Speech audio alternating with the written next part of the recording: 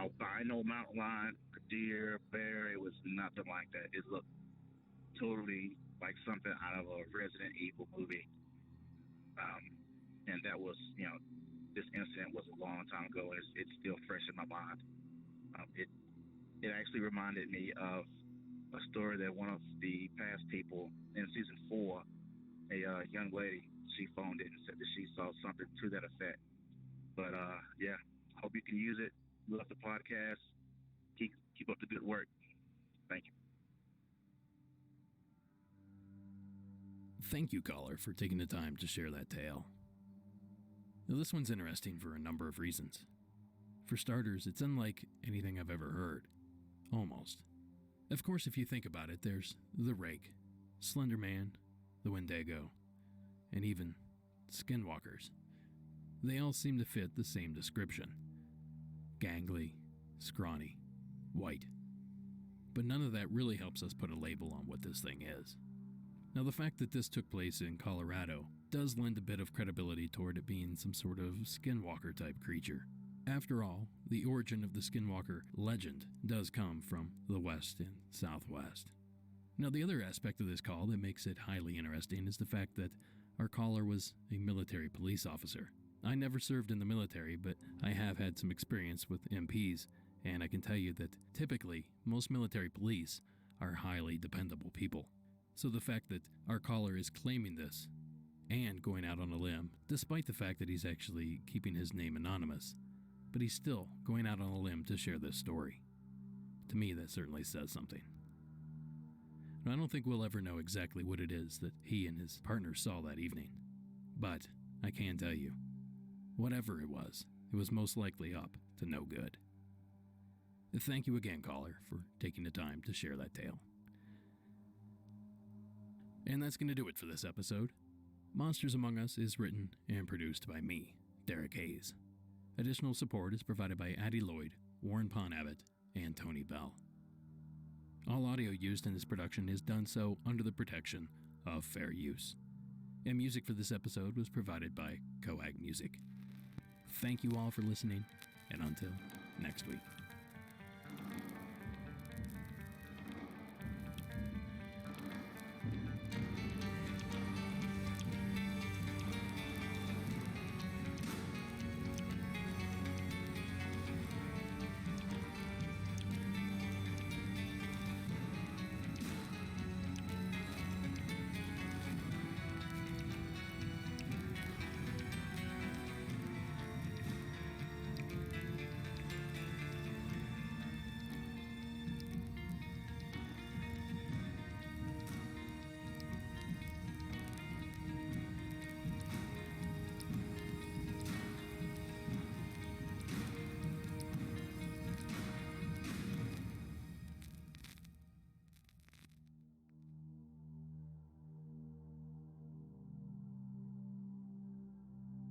Thank you for sticking around to the end of the program.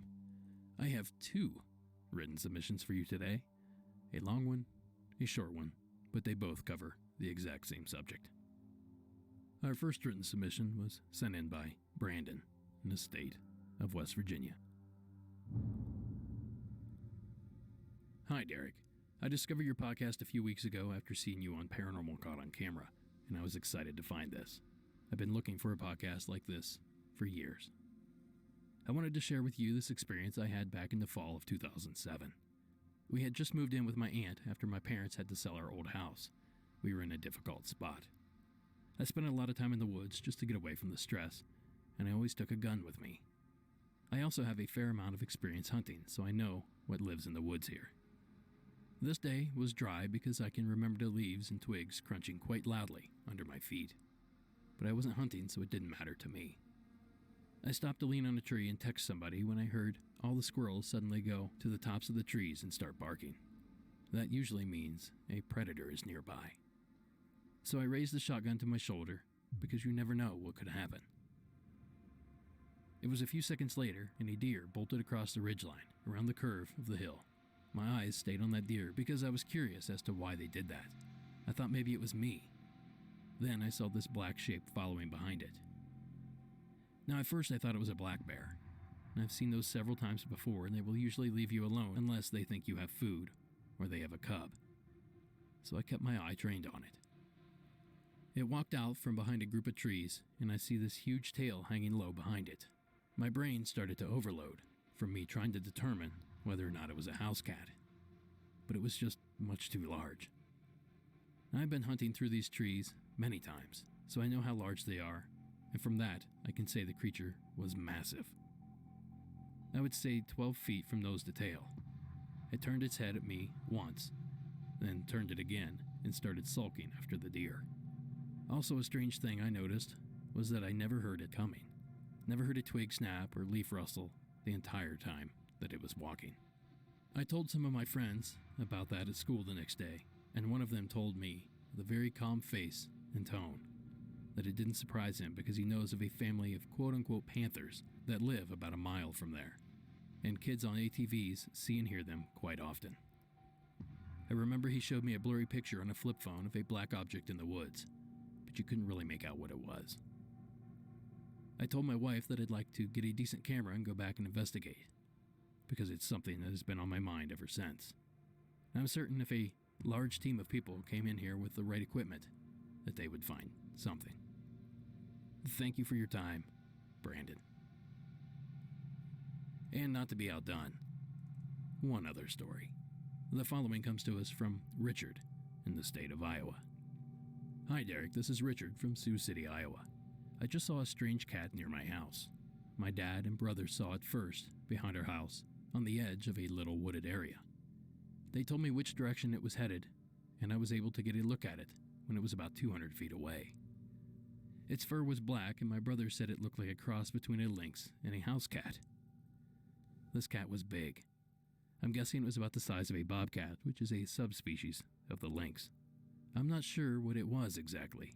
It could have been a bobcat with a black coat, or maybe it was a crossbreed of a house cat and some sort of lynx.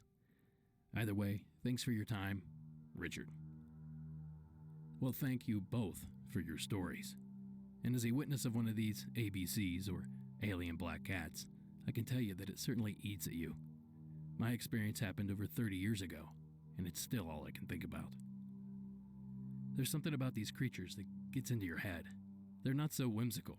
They're not dragons or Bigfoot or chupacabras. They're simply large black cats. Animals that can be found in numerous continents around the world, just not ours. So perhaps it's that familiarity that makes them a bit special to us.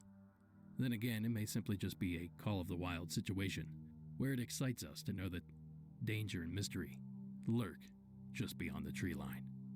Thank you again to you both for submitting your stories, and thank you for sticking around to the end of the program. Have a great night.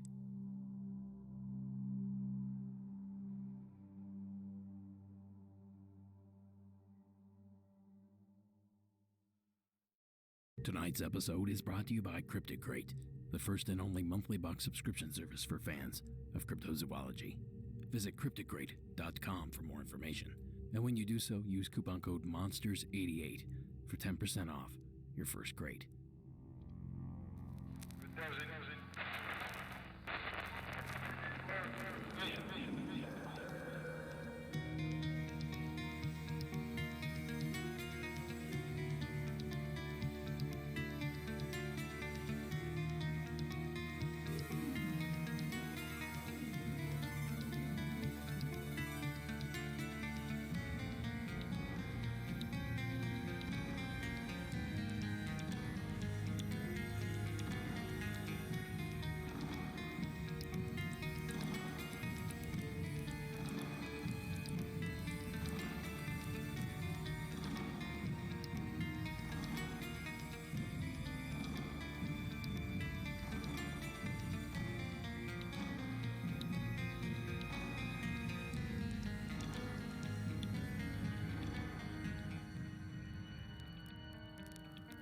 Good evening and welcome to Monsters Among Us. I am your guide, Derek Hayes. Welcome to the program, everyone. We are finally home. For those that didn't know, we spent the last week either visiting family in Ohio or attending the 3rd annual CrypticCon in Lexington, Kentucky, but more on that here in a little bit. Now, tonight's episode is a bit weird, for lack of a better term, but I'll also get into that here shortly. But first, I need to kick things off with a call. The following is Joe's submission from the state of Georgia.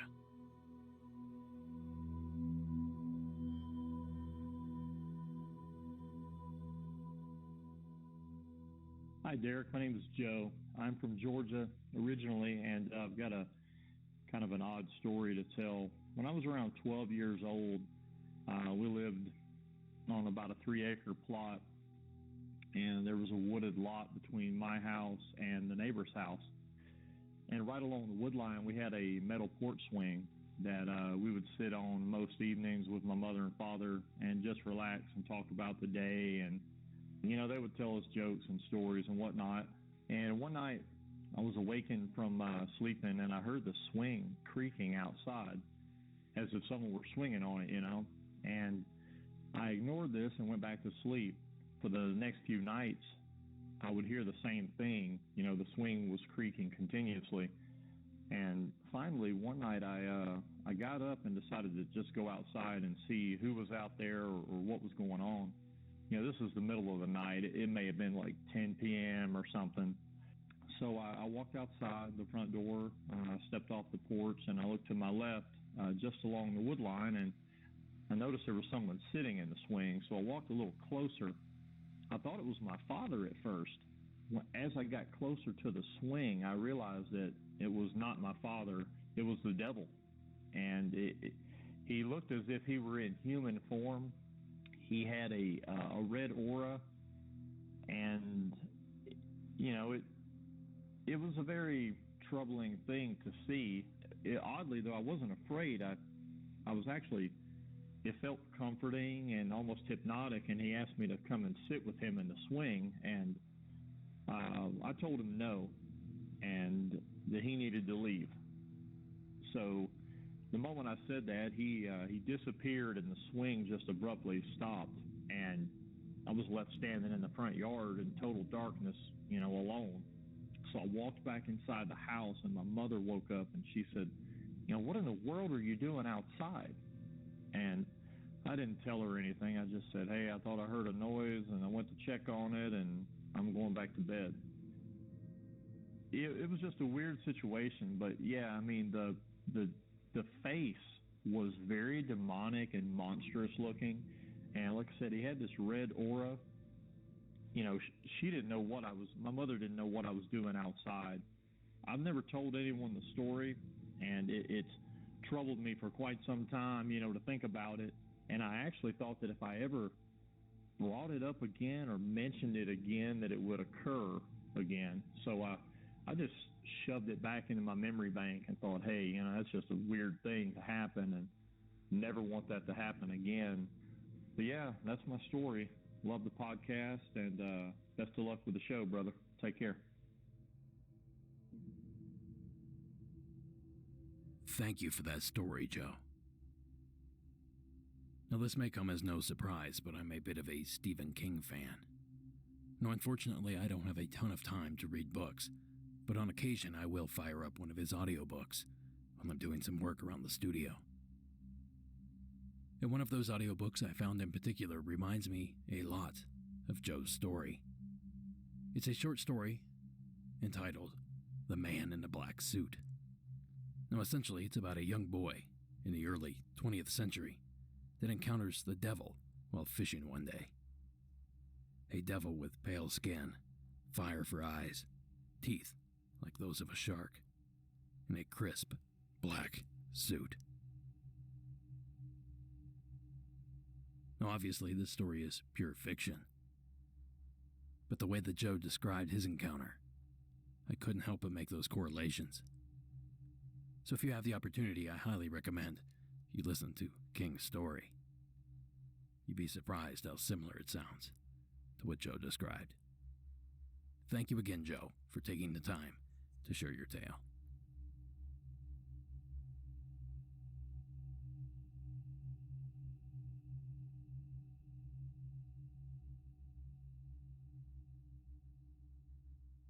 Now, as I mentioned in the intro of the show, we're just now returning from CryptidCon, a weekend-long conference in Lexington, Kentucky, about all things cryptid. Sarah and I had an amazing time meeting fans and fellow podcasters and artists alike. In addition, we finally got to meet the incomparable Addie Lloyd. Thank you again, Addie, for all your help this weekend. Something tells me you had just as much fun as we did. But this is where things get a little bit weird. I knew I was going to be short on time to put this episode together. So over the past week or so, I'd been slowly collecting stories. Stuff I'd listened to a while back and didn't really have a home for. I thought, maybe this will be a mishmash kind of thing. It is important to know that the call sequence that I'm about to play was completely coincidental. That'll certainly tie in here in a little bit, and I'll explain that as I go further. But I thought I'd kick things off with a story that I mentioned in one of the talks I did this weekend. During one of the question and answer panels, I was asked if I could recall a story where a witness received bad luck as a result of the strange encounter that they had. Now, I believe the question was more in line of UFOs, but strangely enough, I had one in mind. This call that was submitted anonymously.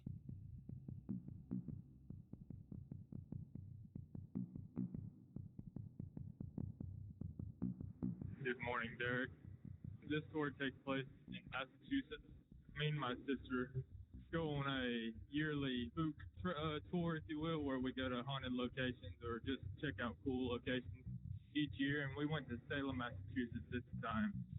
This was in 2016, so we were in Salem, checked out all that, and went to Gloucester for some clam chowder and whatnot. And then we were looking up things around there. So we came across a place called Dogtown.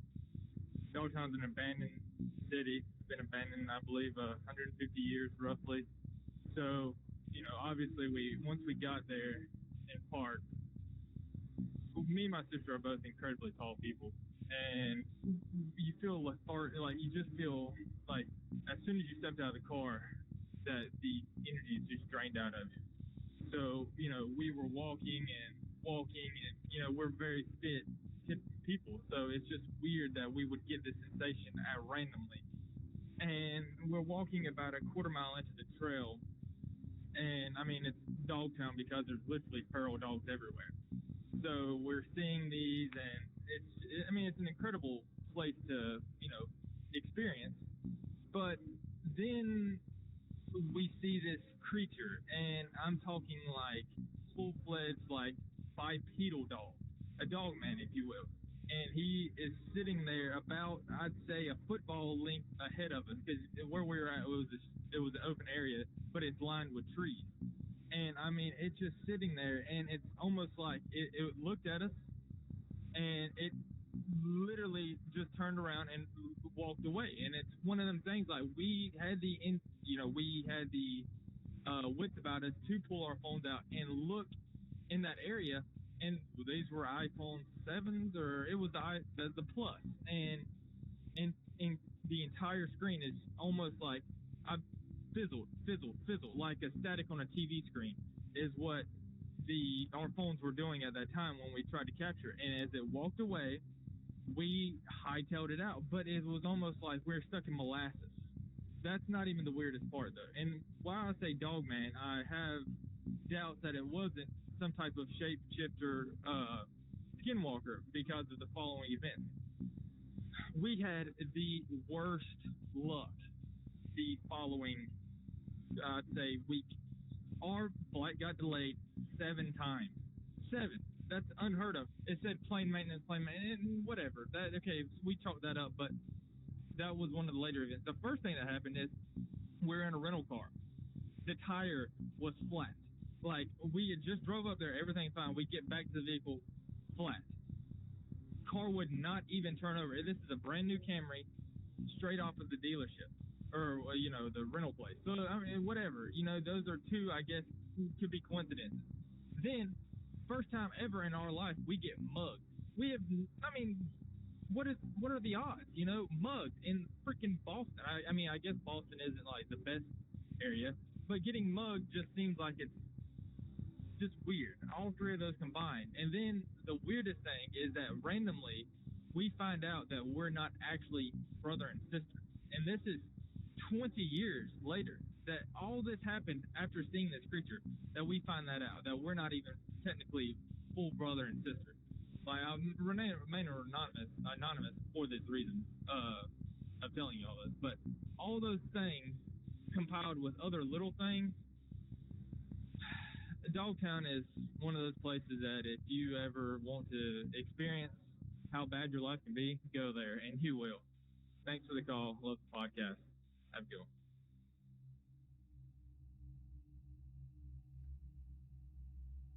Thank you, caller. Now, I was pretty excited about this call because it's one of the very few Dogman encounters I've actually received on the show. So I've been hanging on to this for quite a while. But I thought, well, since I teased it the other day, I might as well play it. And that is where things get a bit weird. Like the connection of this call to the panels I did this past weekend, the other calls I had selected as I went down the line seemed to coincide with something that happened to me over the last 3 or 4 days. No, I'm not going to sit here and say that there's something paranormal going on. I'm not real sure that I think that. But I do think there's a very big coincidence happening here. The synchronicities between the stories I'm about to play and the events that have unfolded over the past 4 or 5 days is uncanny.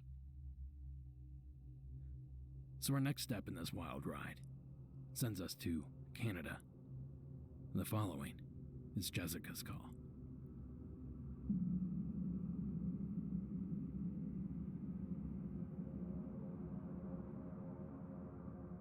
Hey Derek, my name is Jessica and I'm from northeastern Alberta, Canada. I just started listening recently, probably a couple days ago, and my podcast player has kind of shuffled me around. I've listened to a bunch of different seasons, but I was just sitting here and listened to season 7, episode 3, where there's a man driving, he's a linesman, and he was driving a bucket truck and saw someone not even running, but next to his truck as he's going 60 miles an hour down the road. And it reminded me of a similar story, not as creepy. It's kind of a guardian angel story. But a few years ago, my papa passed away, and they lived in Oliver, British Columbia. So it's about 13 or 14-hour drive from here.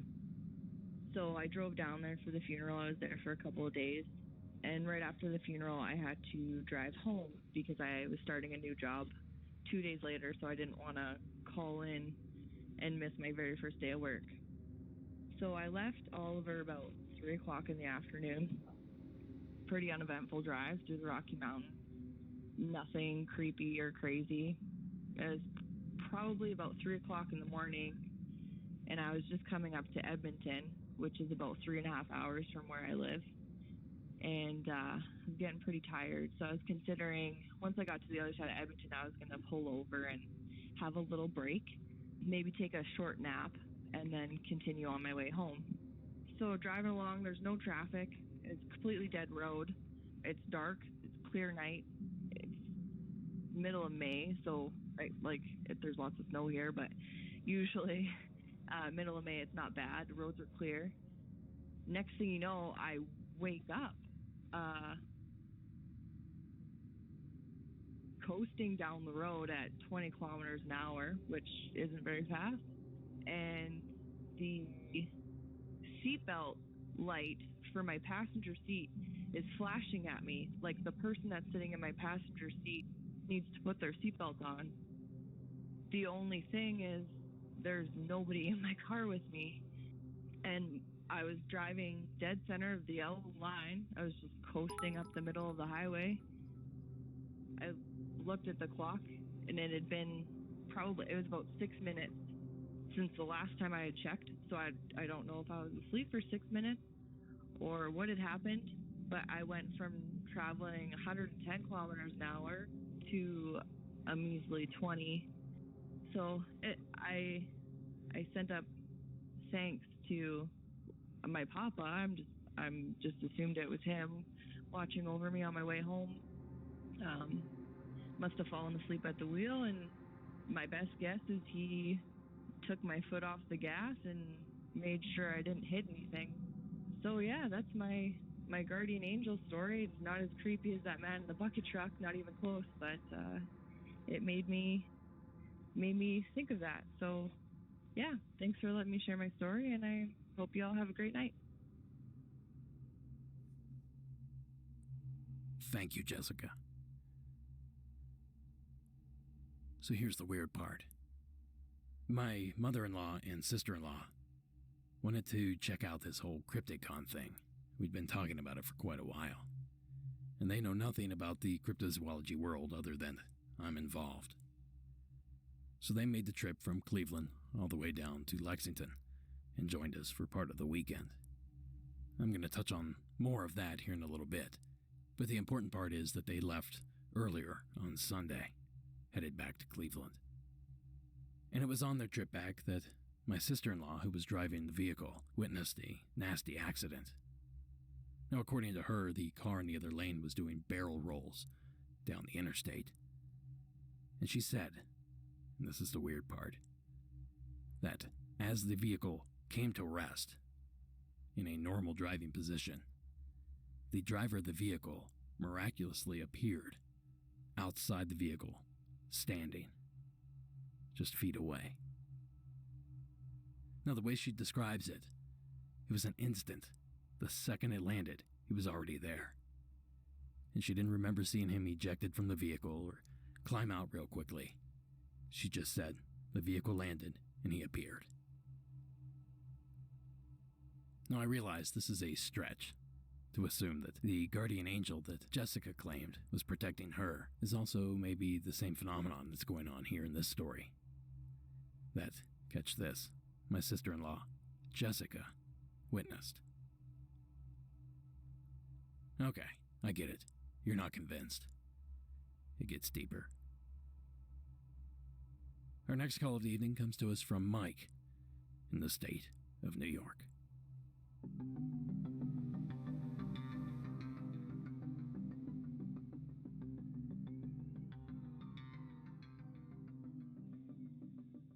This is Mike calling in for the ongoing UFO stories. So my story takes place in upstate New York, more specifically in the town of Hyde Park, which is in Dutchess County, New York. So these took place on a couple of cold winter mornings in the middle of December just last year. It happened almost exactly the same time in the same way.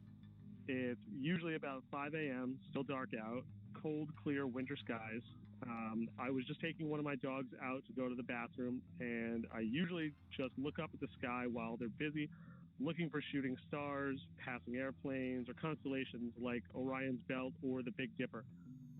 So one of the mornings this occurred, I noticed out of the corner of my eye as I'm looking at some cluster of stars that there was a small flash of light. Nothing too brilliant or bright, but enough to catch my eye. So as I look over, I watch as the little star just zips across the sky from an easterly location, which is at the tail end of the Big Dipper, and moves west, and then stops almost perfectly dead center in the middle of the sky. And then, just for lack of a better word, floats north very steadily with no blinking lights, or any that stay on like the way a plane would, usually a red light with a flashing white light. Also, this was much higher and definitely moved much faster than your average commercial plane, something like a JetBlue passenger plane. This happened the exact same way a couple mornings in a row, which was odd to me because I couldn't tell if it was maybe a satellite that I was seeing orbiting the Earth or an actual UFO, but those were the last time I'd seen anything.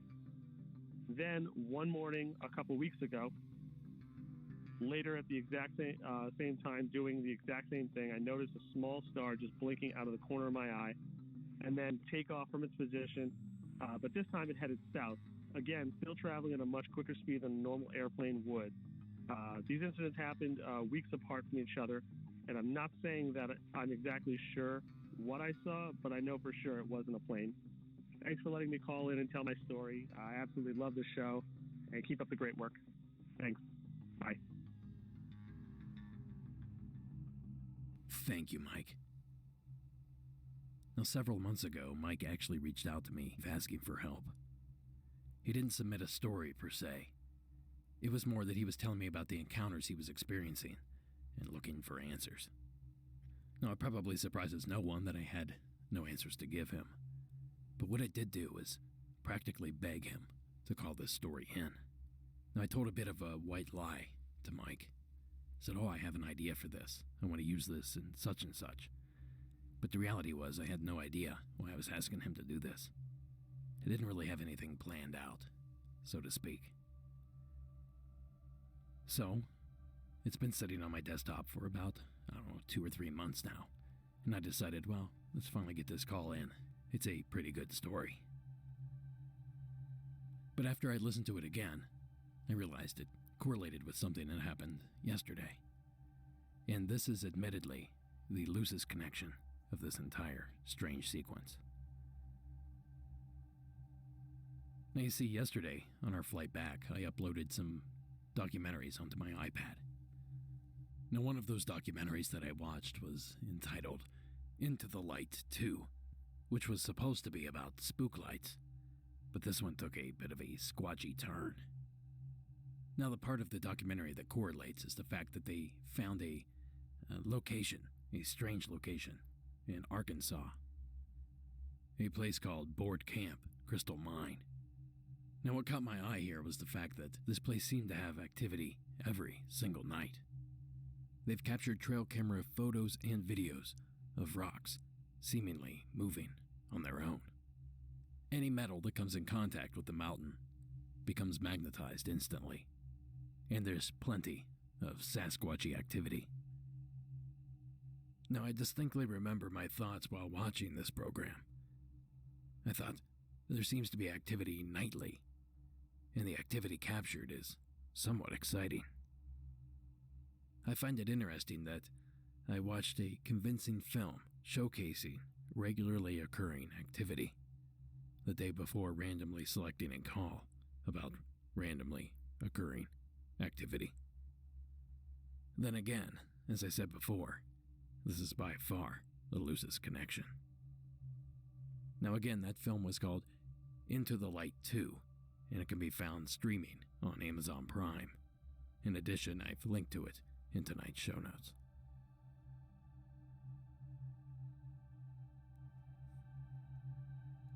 Before I move on to the next story, I need to hit a couple of these things up here. A quick reminder that I'll be at the Mothman Festival coming up September 21st. That's a Saturday. I won't have a booth or doing any talks or anything like that, but I will be walking the streets in a Monsters Among Us t-shirt. If you see me, come by and say hello. I know a lot of you have ordered shirts and other merchandise. I've been out of town for the past 5 or 6 days, so tomorrow morning I'll get all that stuff out to you right away. For all of you that have been asking about coffee mugs, the day is coming. I'm actually going to put that order in as soon as tomorrow, so look for those in the next couple weeks. For you Patreon supporters, I have a new episode coming out this weekend. I know I'm a little bit behind, but all this travel has made it difficult to get stuff out. But no fret, I'll get you covered here this weekend. And lastly, if you have a story to share, simply call the hotline at 1-888-608-NIGHT.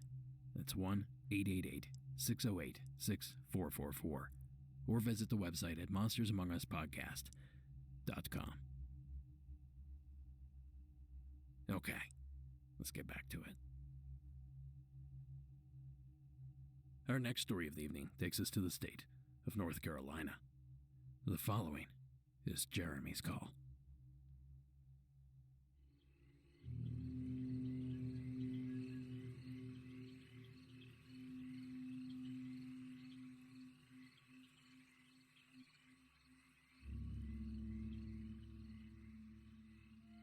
Good afternoon, Derek. My name is Jeremy. It's coming to you from North Carolina. Growing up, my father's best friend was a Lumbee Indian, and we used to, go down to Lumberton and fish in the Lumber River, which is the only black flowing river in North Carolina. So about 3 years ago, we went back down, and we were down boating around. It was around 10 o'clock. It was very, very dark outside, but we had lamplight. And all of a sudden, this was just a little John boat, and all of a sudden, a wave came by us. And this is a nice flowing river. We wasn't at any of the rough spots, but this wave came out of nowhere. And all we saw was spikes on the back of this, whatever it was. And I kid you not, we were in, I'd say it was a John boat was 13, 14 foot long. This thing was probably at least 10 foot in total longer than this boat. So as we're going, we're trying to keep pace because, this is actually a very thick wave. So as the creature cuts up into the woods, we see it. It's a snake. But this is literally a 25-foot long snake in North Carolina in the Lumber River. So this is actually apparently not, it didn't shock, this gentleman that I'm speaking of, the Lumbee, that we were with, he is roughly around 75 years old. So he has very vast knowledge of this area. And growing up, he said he's heard many, many stories about the ungodly creatures inside of the river itself. But the snake is one of the most popular and the one that's most seen. But you only see it. It's only seen at night. You obviously never see it in broad daylight because obviously there'd be pictures. But the spikes on the back of it is what distinctly stood out. And apparently it's not a Lumbee Indian folklore, but it's of some type of called the bighorn snake, and it's a mythological creature supposedly. But I swear to God, with my own eyes, I've seen this thing, and I've never been more terrified in my life. If it knocked us in the water, we're goners. So that's my story. Keep up the good work. Thank you. Thank you, Jeremy. Now here's where things start to get a little weird. Yesterday, we only had a few hours before our plane left. So Sarah decided we were going to take a train ride in Cuyahoga Valley National Park. A train that we board in a town called Peninsula. Now there's something strange about the town of Peninsula. They have a legend. They have a cryptid. A giant snake. A legend known as the Peninsula Python. For the history on that, I kick it over to my good friend, David Flora of Blurry Photos. He was kind enough to volunteer his 1940s newsy voice for this article. 18-foot-long snake story has Peninsula squirming. Peninsula, Ohio, June 20th. Clarence Mitchell's hair-raising story of seeing an 18-foot snake, quote, thick as your thigh, cross his corn patch, leaving a trail, quote, like a tractor's tires, has the men of Peninsula half a mind to go on a snake hunt Sunday. Clarence is not given to seeing snakes, and folks are inclined to credit the yarn, especially since Dale Hall and Dud Watson, first and second assistant police chiefs, interviewed him in detail as to the circumstances. I got the straight of it from Clarence and his mother, Dixie, where they live on the West River Road, on the first bend south of the big swamp between Everett and Ira. Clarence was hoeing that corn ground over between the old Ohio Canal Bend and the Cuyahoga River. 2-3 days the dogs was nervous, and finally they wouldn't go over there without me at all, he said. I thought they was acting kind of funny, but didn't pay it much mind. I don't know what made me look up, but there about 15 paces away was the biggest snake I ever seen. I just stood quiet. I only had a hoe and was not aiming to attract any attention. I could see her full length all the time. The corn was only sprouting. She looked like she come from the big swamp. She kept right on going, and when she came to the river, she slid in, swam across, and headed toward the yellow clay slip on the nose of one of those hogbacks between the gullies east of the river. I swear she was as thick as my leg right here, and at the very least 15 feet long. About 18 feet would be nearer. I went over and looked at the path she made in the soft ground. Looked like one auto wheel had rolled across that field. She was kind of dark brown all over, without any marking I could notice. With the blackberries coming ripe any day, the women folks are abandoning plans for the annual cropping. They can rot on the canes, said Mrs. Ted Mitchell. She's the wife of Clarence's brother, who lives across the road. That article was written by Robert Bordner for the Akron Beacon Journal on Wednesday, June 21st, 1944. Now, the snake was never found, but that doesn't stop the town from celebrating. To this day, they still celebrate Python Days, an annual festival to commemorate the slithery cryptid. I should also extend a huge thank you to Mark Madsky of Monsteropolis. He was kind enough to lend me that article. And actually, while we were on the train through Peninsula, we passed by a small lake known as Indigo Lake. Now, according to the volunteers on the train, it was only about 50 years old, but some mentioned a monster may live in this lake. They referred to it as the Indigo Lake Monster. So if anyone in that area has any information on that particular legend, I'd certainly be interested in hearing about it. In addition, I heard of another cryptid in the Cleveland area, the Hartfill Muck Monster. So if anyone knows anything about that, please let me know. As far as Jeremy's call is concerned, that river looks pretty murky and dark, so who knows what could be hiding under that black water. I suppose it's possible that a green anaconda may have escaped or was released and somehow survived in that river system, although something tells me that the winters there probably keep that from happening. Thank you again for sharing your tale.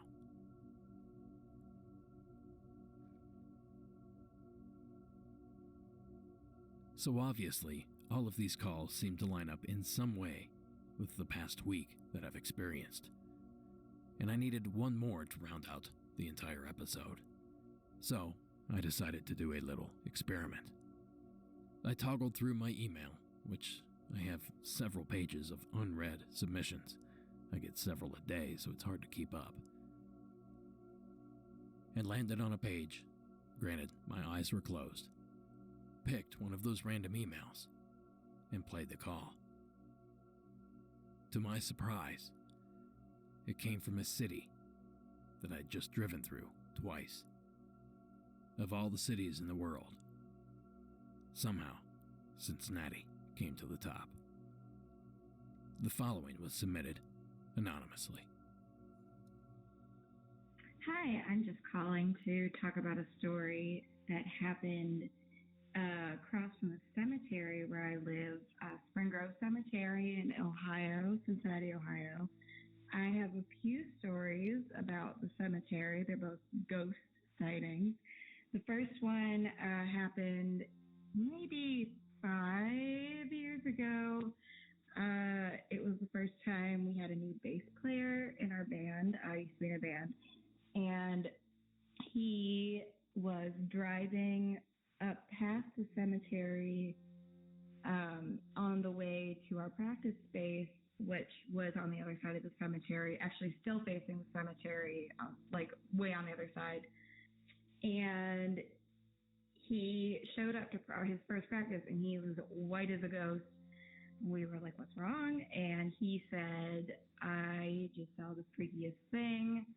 This woman, while I was driving, this woman dressed all in white, very old, was just walking across the road right in front of the cemetery. There's these big gates that go past the cemetery, so you can't get in that way. She was walking on the road that's adjacent to the cemetery, and I saw this big truck come by, and I slammed on my brakes because I thought she was going to get hit, and the truck just drove right past her, and she was gone. So that's the first story. The second story happened a couple years later when we were actually on tour, and we were talking to this girl who actually used to work in one of like the little farms on the other side of the cemetery, and we told her that story, and she said that one time she was cutting across the cemetery on the way to her job, and they would jump the fence. Like I said, there's a fence. They would jump the fence, and she was jumping this fence, and she felt somebody grab her hoodie from behind and pull it, and she was physically pulled back in this exact same spot, turned around, and nobody was there. So do with that what you will. Maybe both of them were totally pulling my leg, but I don't.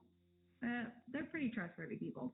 So I would probably venture to say not pulling my leg. I don't know. Both totally freaky. I am living within maybe 100 feet of the cemetery too, which totally adds some spookiness. But I've never seen anything myself. This is all hearsay, but still totally creepy. So yeah, thank you. Thank you, caller.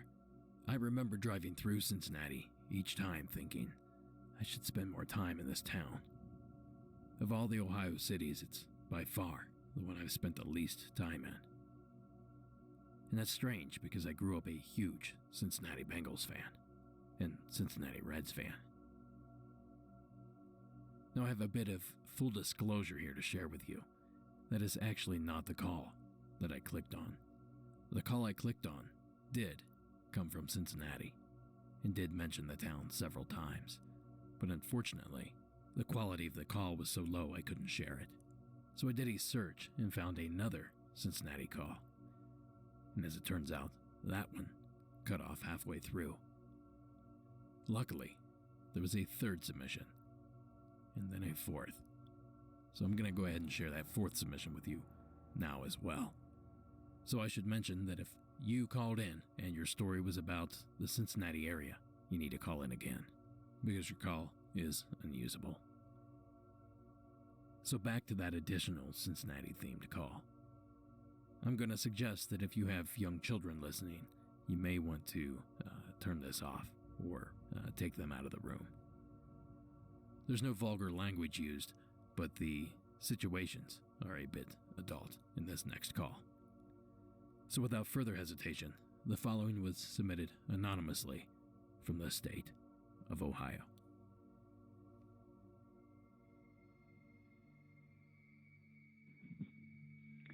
Hi, Derek. This is Molly. The incident happened in Cincinnati, Ohio. It was 1993. I was 14 years old. So I just started high school, made a new friend, and we were hanging out, getting along. And she asked if I wanted to have a sleepover. And I'm like, sure. So I go over to her house. It's a weekend, and we, do girl stuff, eat snacks, watch movies, and then we went to bed when it was late at night. Well, it probably wasn't too late. It was probably, 11:30, whatnot. So all of a sudden, I'm asleep, dead asleep. I wake up in the middle of the night with someone feeling my legs. So someone's touching my legs, and I'm like, wait, is this for real happening? And it went up further until finally there was a person on top of me. I didn't see it. I felt him, though. I could feel his arms and his neck, his chest. It was very muscular. He was big. He didn't say anything to me. But it's almost like he communicated through just mentally. I felt anger through him, rage, assault, sex, and rape. That's what was coming through. And I really do believe that he was wanting to rape me. So fear, scared, frightened, petrified, those aren't even big enough words for what I felt. It was the scariest thing ever. So I'm tiny. I'm only 4'11", and so I was trying to push him off, and I managed to get my feet up underneath his chest, and I just pushed him off with all my might. I finally just pushed him off with my legs, and I can feel him go. I heard him go, oh, and I just backed up. I put myself in almost like a fetal position, and I waited. sun came up. And I couldn't drive, so I just was waiting until that sun came up, and I hurried up and called my sister, and I said, please come and get me. I never spent the night there again. I never talked to her about it. I didn't talk to anybody about it. I thought everybody was going to think I was crazy. Till finally, later on in life, in my 20s, and the internet was booming, I researched things, and this happens, and I guess there was a thing called an incubus, and I believe that that's what got to me, or was trying to get to me. So thank you so much for listening to my story. I love your podcast. Appreciate you. Have a good one. Good night. Thank you, caller. This story reminds me of a famous haunting, and subsequently a famous film on that haunting. Now, weirdly enough, this haunting took place in Culver City, California, which the entire time that I lived in the LA area, which was a span of over 10 years, I lived no less than 2 or 3 miles from this location. Now, the case I'm referring to is the Doris Bither case, also known as the Entity Haunting. It was an alleged haunting that occurred in 1974 in Culver City, where a woman named Doris Bither alleged ghosts of 3 men were raping her. The case inspired Frank D. Falletta's 1978 book, The Entity, which was made into a movie in 1982. Here's the trailer. Hey, wake up! Wake up, everybody! It's a gorgeous day! Gorgeous day! Come here. 20th Century Fox presents the story of Carla Moran. Okay, now look. The most extraordinary case in the history of psychic research. Everything broke loose. It went crazy, and everything was shaking. The bed was shaking, and the walls were shaking, and... Like an earthquake? No, it wasn't like an earthquake. It was much stronger than any earthquake. Oh, wait a minute. Honey, I don't really understand this. You were attacked? Or you weren't? It happened. I was raped. You were raped by whom? I don't know. There was no one there. A team of experts will investigate her life. Why does he attack you, Carla? Not anyone else. Why is she going to such lengths to support this delusion? And they will find more than evidence. They will find the entity. No, I've actually never seen this film, so I certainly can't recommend it. But I have heard that it's pretty decent. Now, I won't go too far into the subject of this, but I have heard of cases like this outside of the entity case, although they are extremely rare. Now, I certainly can't comment on the validity of any of these claims, but I can say that an experience like that would be downright terrifying, and I feel terrible for anyone that would have to endure it. Thank you again, caller, for sharing that story. So there you have it. There's my little journey. I imagine a lot of this could be chalked up to coincidence, and the rest of it is maybe just me grabbing at straws. But I spent the past week driving through several states, flying across the country. So for me, this all feels just a little too real. And to maybe put a pin in the rest of this, I met so many people at Crypticon that came up to the booth. They all wanted to talk about projects they were working on, or stories they heard, or experiences they had. But of those 500 or 600 people, I'd say at least a dozen of them mentioned this single quote.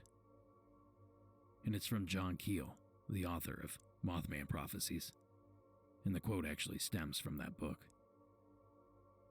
But they all brought this up. They notice you noticing them. I'm not exactly slipping on my tinfoil hat just yet, but all these synchronicities are pretty interesting. So why don't you jump over to Facebook or Instagram or something and leave a comment.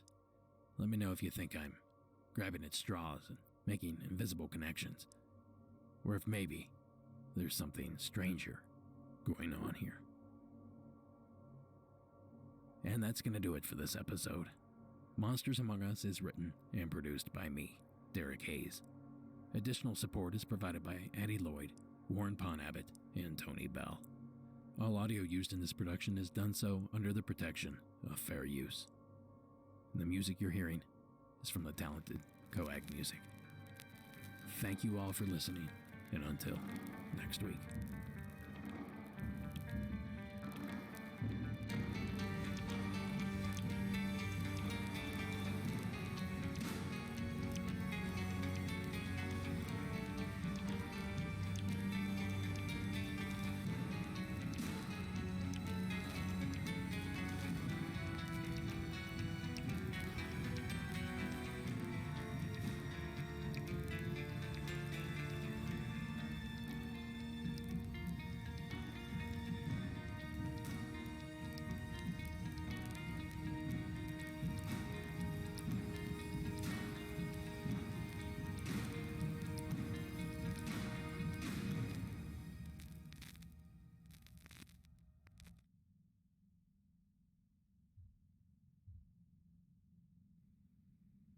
Thanks for sticking around. I decided to try my luck and do the same thing with a written submission. That said, I knew this episode needed a Bigfoot call, so I went to my Bigfoot folder and blindly selected a written submission. So tonight's submission comes to us anonymously from the state of Tennessee. Hi, Derek. When I was young, it was a Memorial Day tradition for me and a bunch of buddies to go camping deep in the Daniel Boone National Forest. To preface this entire tale, I'm not going to lie and say we didn't imbibe in a few beverages on our yearly 3-day outing, but certainly nothing too extreme because we liked going deep and didn't want to risk injury. Nothing super exciting ever happened besides your usual campfire chats and hiking sessions. We generally liked to camp near small creeks and rivers as it was an easy way to keep up with our whereabouts. In the late 90s, cell phones weren't a big thing yet, particularly for a group of 20-somethings in the woods. On this particular day, we had set up camp and sat around chatting. Finally, with our youthful energy brewing, 2 of us decided to take a hike. Nothing out of the ordinary. Just birds chirping, the heat of the day, wandering almost aimlessly, and simply living in the moment. All of a sudden, down a fairly large embankment, we look down and see a small creek. In this creek, crouched down in a squat, is a brown creature the size of an NFL linebacker. Maybe 6'5", splashing in the water. Its back was to us, but we could see it was no bear. It had hands, fingers, and legs, just like a human. It was just splashing around like a child would do. Long, brown hair. Definitely not tightly packed fur like a bear. We took off. Fear took us over. Of course, no one believed us back at camp. We were just trying to scare them, quote unquote. The chances of running into another person in the forest camping, just like we were, is entirely plausible, particularly on a holiday weekend. And I don't discount that fact, but I'll never forget that day and the primal fear that it caused. We stuck out the rest of the trip, chalking it all up to a prank by some other campers. Just looking for laughs. Now, hearing more about Bigfoot sightings in Kentucky always brings me back to that moment. Thank you for letting me share my story. Well, thank you for sharing that story. And at first I thought, here we go. Yeah, this one takes place in Kentucky and I just spent the weekend in Kentucky. But that wasn't quite enough. And then I thought about something. Sarah's grandparents actually live in Kentucky, and her grandfather had some complications over the past week and was rushed to the hospital in Knoxville, Tennessee. And since we were in Lexington, Sarah and her family decided to take a quick trip down to Knoxville to visit him in the hospital. So I asked directly, did you pass through Daniel Boone National Forest on your way to visit your grandfather? And to my surprise, or perhaps not to my surprise, she did. And not only that, but they had a lengthy conversation about visiting that very park sometime soon. So, take this however you'd like, but this is exactly how all this went down. Thanks for listening. Have a good night.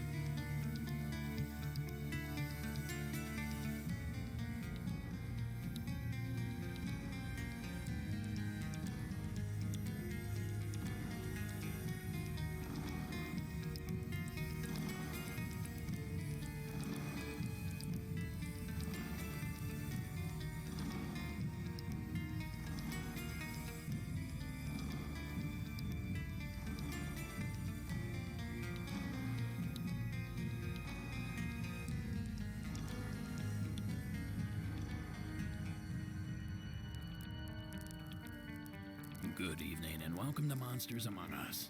I am your guide, Derek Hayes. Hello, goblins and ghouls.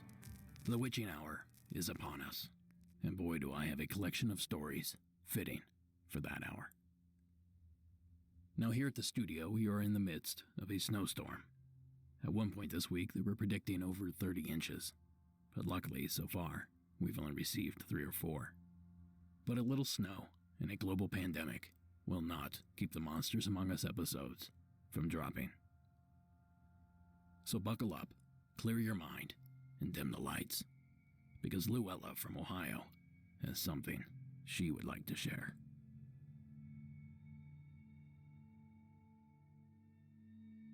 Yes, hi. My name is Luella, and calling from Cleveland, Ohio. But the time that I'm speaking about was maybe around the early 70s, I believe, because I had to be around about maybe no older than 10. Anyway, it happened in Crawfordville, Georgia. My grandparents and things were from the area of Crawfordville, Georgia, Union Point, Georgia, things like that. So we went down there, my mother and uncles and I, we all went down for a visit. We were coming back home. It was late at night. It was summertime. It was summertime because, you know, it's when you go on your family trips and things in the summer. So it was summertime. It was nighttime, and we were coming back home. We were coming back from Crawfordville, which is down in the country, coming back up to Atlanta. And I was asleep. This story has stayed with me for a long time, so I know it was like, it had to be true because I still remember every little detail. I remember waking up. At that time, they had the old station wagon, and I was in the back seat of the station wagon. And I woke up just at the time to see this lady on the side of the road. She was very pale, not so pale that I couldn't see her, but she was very pale, had big, beautiful blue eyes. They were really huge. Not huge like alien type, but they were you know, very big.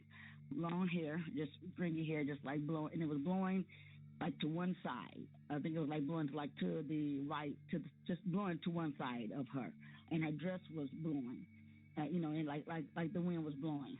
I couldn't make out of her, you know, feet or anything like that, hands, but I do remember seeing this lady on the side of the road, long hair, like I said, paleness, and just standing there with, you know, and I said to the people in the car, my mother and I said, hey, I said, you all see that lady? And whoever it was, someone told me to go back to sleep. And, you know, I said, okay, but after I said, you guys see that lady, I don't know if I turned or whatever, but when I just remember that was it. You know, I turned back around and I didn't see her anymore. And I don't know if I went back to sleep or not. I don't think I did. I just, you know, kept saying to myself that I know I saw someone and nobody else saw her.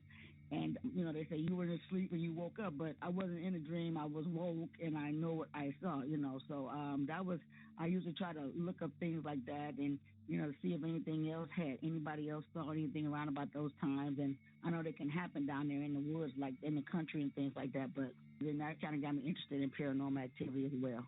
So that's my story. Thanks for letting me call in, and keep up the good work. I love listening to the stories. Thank you. Bye-bye. Thank you, Luella. Now, the mention of the hitchhiking ghost in the state of Ohio reminded me of one of the most haunted places in the Buckeye State. But this place probably isn't what you have in mind.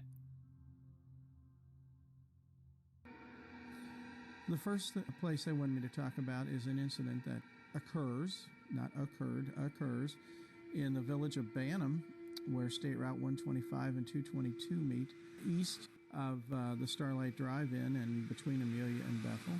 This is known as Dead Man's Curve. It's been known as that for many, many years. When the road was first built in 1831, the construction of the road was very poorly made in this particular spot, and it was very easy for wagons and carriages, horses carrying people, to actually slip down or roll over the hillside. Many people died there. What goes on there today is nothing new. It goes way back. The road was a 2-lane highway until 1968, when the road was widened between Amelia and Bethel into 4 lanes. And at a ribbon cutting there at 222, at what is today known as Dead Man's Curve, it was proclaimed the end of Dead Man's Curve. It was a straightaway there now. It was 4 lanes. Just about a month later, an accident was there immediately in which 5 people were killed in 2 cars. And since the night of that accident, there's been a new ploy, or a new, I don't know what you would call, a new figure has shown up on the scene, something known as the Faceless Hitchhiker. Now, I bet that got your attention. Well, this faceless hitchhiker has been reported many times since the reopening of the road. Stories like that of this unfortunate woman. I had a friend of mine, I guess it was maybe 10, 15 years ago. She was a nurse at Children's Hospital downtown. She never wanted to go through that intersection at that time of night, and she, because it was Christmas Eve or New Year's Eve night, she decided that she would stay. They were shorthanded. She comes home, and there was a detour on one of the roads she normally would take, and she went up to the intersection in a station wagon. She was going through a divorce at the time, and she had borrowed her parents' car, and something stepped out, or this faceless hitchhiker stepped out on the road in front of her. She was scared to death. She had gotten up to the stoplight, and she decided to gun it, and hopefully this thing would jump out of the way. She ends up hitting the thing and goes over it with the front and back set of tires.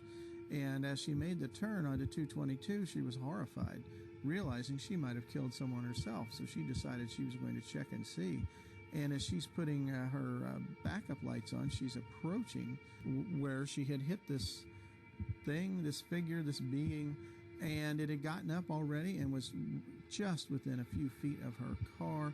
It's putting its leg up as if it was going to put its foot up on the back of the bumper and reaching up to the luggage rack to pull itself up on the car.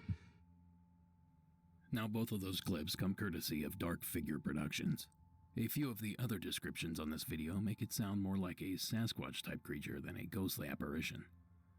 But a dark figure lunging from the forest at your vehicle, no matter what it is, can be blood-curdling. So thank you again, Luella, and consider yourself lucky that your phantom hitchhiker, at least, had a face.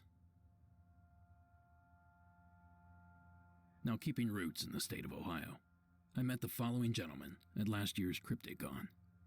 He told me a story that I knew I had to share with you guys.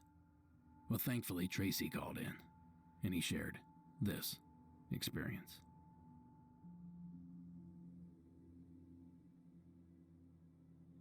Hi, Derek. My name's Tracy. We talked a few weeks ago at Crypticon, and told you I'd call in my story. Sorry it took so long. This was about 6 years ago. I was leaving my house for work. It's 5 in the morning. Before I did, I turned off all lights, and it's pitch black in the house, and it's dark outside. It's around winter time, and I always checked out the back to make sure nothing was creeping around there, like, people or dogs or anything, coyotes. I looked up in the trees, and about 10, 15 feet in the trees, my neighbor's house next to me, the only way I could describe it was it's like an orb about the size of a basketball, dirty yellow, and it was lightly pulsating. And that the very first second, I think maybe the moon, but it wasn't. It was in the tree, and underneath it were like tendrils, short tendrils, and it almost looked like it was underwater the way it floated. And I instantly realized it was strange, so I looked in my house real quick, glanced around. There were no lights on, no reflections, nothing. My cell phone was in my coat pocket. So I looked back out, and it was still there, just slowly pulsating, and the tendrils were moving like a jellyfish underwater, you could say, but they were short. And it just slowly faded out. And it wasn't the moon, it wasn't reflection. To be honest with you, I have no idea what it was. And I appreciate you letting me call in, and thank you very much. Goodbye. Thank you, Tracy. Believe it or not, jellyfish UFOs are not all that uncommon. Now, many believe these are actually alive and somehow biological, and not an alien craft from another galaxy. I feel like these can be lumped in with these sky snakes that we've been hearing about from time to time, or as they call them in Mexico, ibanas. Now, I've linked to a few videos showing objects in the sky that resemble jellyfish in tonight's show notes. So thank you again, Tracy, and I hope to see you next time I make the trip to Crypticon. Now, real quick before I hit up our next caller, a reminder that we have new totes and t-shirts in the shop, and we'll be getting new vinyl stickers and hats very soon as well. So visit the website at monstersamonguspodcast.com/shop to pick up some merch today. And just a little FYI, we are only shipping out once, maybe twice a week right now, in our attempt to eliminate as many trips to the post office as possible. But don't worry, your items will make it out shortly. And Derek Hawthorne, don't worry, buddy, I didn't forget about you. And while I'm at it, a big thanks to Jamie Murray and Greg Johnson for submitting the artwork for both of those pieces. Now, I've received a lot of requests for calls like this next one. Strange encounters from Central America. Well, this one's probably going to make some folks very happy. The following is Daisy's call out of Southern California.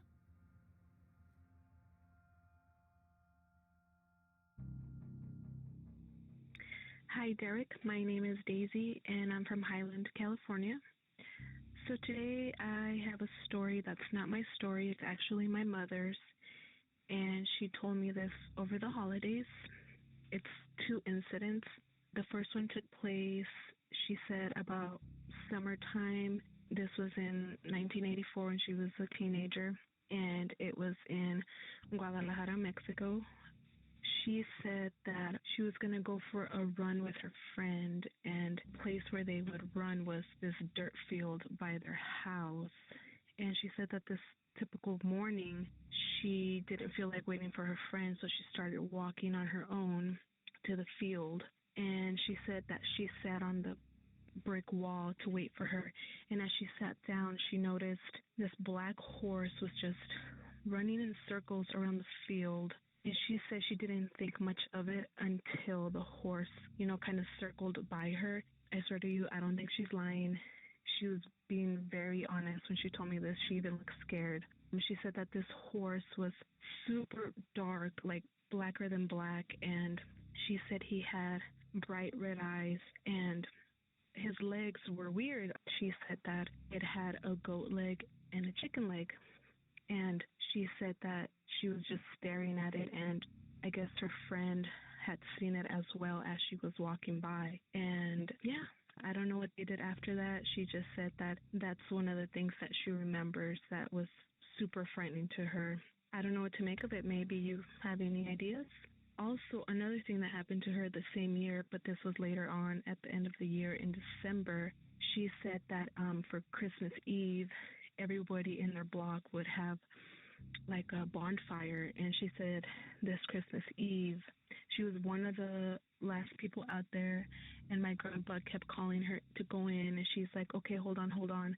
So as she and her cousin were getting ready to pick up their stuff, they see this thing coming down the street, and she said, and this is how she described it, that it was a carriage and a horse, and that there was this lady just floating on top of it with the black veil over her face. And she said that the thing that they noticed was that this carriage was not on the ground, that it was like floating down the street. also, too, she freaked out. They went inside, and I guess the next day, all of the townspeople were talking about it. Oh, did you see the floating carriage? So I don't know. She said that she thought it was death coming or something like that. But yeah, those are the two stories I have for you today. Thank you for the podcast, and I hope to hear new episodes. Goodbye. Thanks a lot, Daisy. I can't shake the image of a horse with one goat's leg and one chicken's leg. How does that work exactly? And the mention of the ghostly coach and horses sounds like one of the reports that David Flora and I are investigating for our upcoming documentary, Shadows in the Desert, High Strangeness, and the Borrego Triangle. Well, this is where I would normally ask you to head over to Kickstarter and donate today. But as it turns out, today was the last day to do so. The great news is we actually hit our goal. So at some point in 2021, depending on when this whole self-quarantine thing is over, we'll present to you the full documentary. So a huge, huge thank you to everyone that has taken the time to donate. Thank you, guys. And thank you again, Daisy, for sharing your mother's experience. Maybe your entry will help shake loose a couple of others. Now, speaking of that documentary, we are still looking for first-hand encounters from that area. Salton Sea, Anza Borrego State Park, Julian, California. We want anything from that general area. And while we're at it, we'll take literally any submission from around the world. So simply call the hotline at 1-888-608-NIGHT. That's 1-888-608-6444. Or you can visit the website and click on the Report Your Sightings tab for more submission options. Now, with health being the top of everyone's concern, it's more obvious now than ever that our health is literally everything. So let's hope that you don't learn that the hard way, like our next nameless submitter. Hey, I'd like to share my story. I'm not sure if you'd call it paranormal or coincidence, but here's what happened to me. I used to live in Asia. I'm in Texas now, and originally from South Dakota, but I lived in China for a while. And we would get these winter break. We'd get 3 or 4 weeks in January, February, and most of the people would go to Southeast Asia because the weather was nice and warm. So a lot of people would go to Vietnam or Thailand. And this particular break, me and my girlfriend at the time, who's now my wife, went to Thailand. And I'd been there like 6 times, so I was very experienced in the area. And, within a week or so of being there, I developed a really crazy fever, and in particular symptoms that I'd never had before, never had since, and I've never heard of anyone having these, but I had these sores all over my mouth. I couldn't eat anything. I couldn't drink anything if it was cold. I couldn't swallow it. It couldn't touch my gums. If it was warmer than body temperature, I couldn't drink it. To eat anything, I would have to pre-smash the food and drop it in the back of my throat where I could attempt to swallow it. Even that was unbelievably painful. And alongside this, I had a fever, like an unbelievably, high fever. My wife ended up going to the doctor for me and getting some antibiotics. And after about 2 or 3 days, my fever subsided, and I had enough energy to go to the internet cafe nearby and, see what was going on with my friends and so on. I was still in pretty bad shape. Walked into the internet cafe and checked my email, and there was a message from my twin sister. Now, people always ask, like, do you have some sort of deep connection with your twin sister? Can you feel her emotions and stuff? I've never had anything like that. We're very different, except maybe our senses of humor or something like that. And I hadn't seen her for 6 months to a year before that. Well, I got a message from her. She's saying, "How's Thailand? I hope you're having a good time. I have an unbelievable fever. These sores in my mouth. I can't eat anything. I don't know what it is. It's super strange. Let me know how you can. See you later." And so my sister, at the exact same time, had the same symptoms, and neither of us have had that before or after. So I don't know what you call that. I don't know if you call it paranormal or synchronicity, super strange coincidence, but that's my story. Love the podcast, and keep it going. Bye-bye. Thank you, caller. Now, ironically, my grandmother contracted something similar, and she never recovered. According to her doctors, it was a rare disorder that I cannot pronounce, that only affects a handful of Americans. Now, of course, I'm not claiming that that's what our caller suffered from, but how about the fact that he and his twin sister seem to be suffering from the same ailment at the same time in two separate places? Now, I've said this many a times, but I am no medical doctor. But I can't help but think that this is well beyond a simple coincidence, especially if the two hadn't seen each other in quite some time. Now, like a lot of weird things in this world, there may be a logical explanation to all this. I simply just can't see what it is. But if you can, give me a ring. I'd really like to know what's going on here. Thank you again, caller, for sharing that story. I'm happy to hear that you guys fully recovered. Now, a quick tip before we move on. If you're not engaging on our social media pages, you are missing out. Not only are these places a great source of additional info, but you're also missing out on live videos that I'm taking part in each and every week, especially during this quarantine. So let Addie, Warren, Tony, Sarah, John, and Josh expand your mind and show you some memes. Alright, so our next caller of the evening leaves us with no information, so I'll just say the following was submitted anonymously.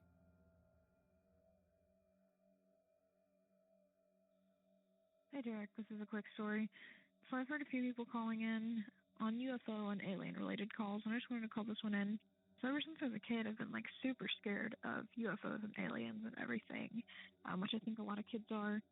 I kind of always had nightmares of being abducted and seeing UFOs and that kind of thing, but I never really thought much of it until I started reading about the people that had things that they had found on x-rays and stuff, and I thought, wow, that's pretty crazy, because you can kind of pass it off as a psychological phenomenon until you get to that kind of physical evidence. But again, I just kind of brushed it off until earlier this year.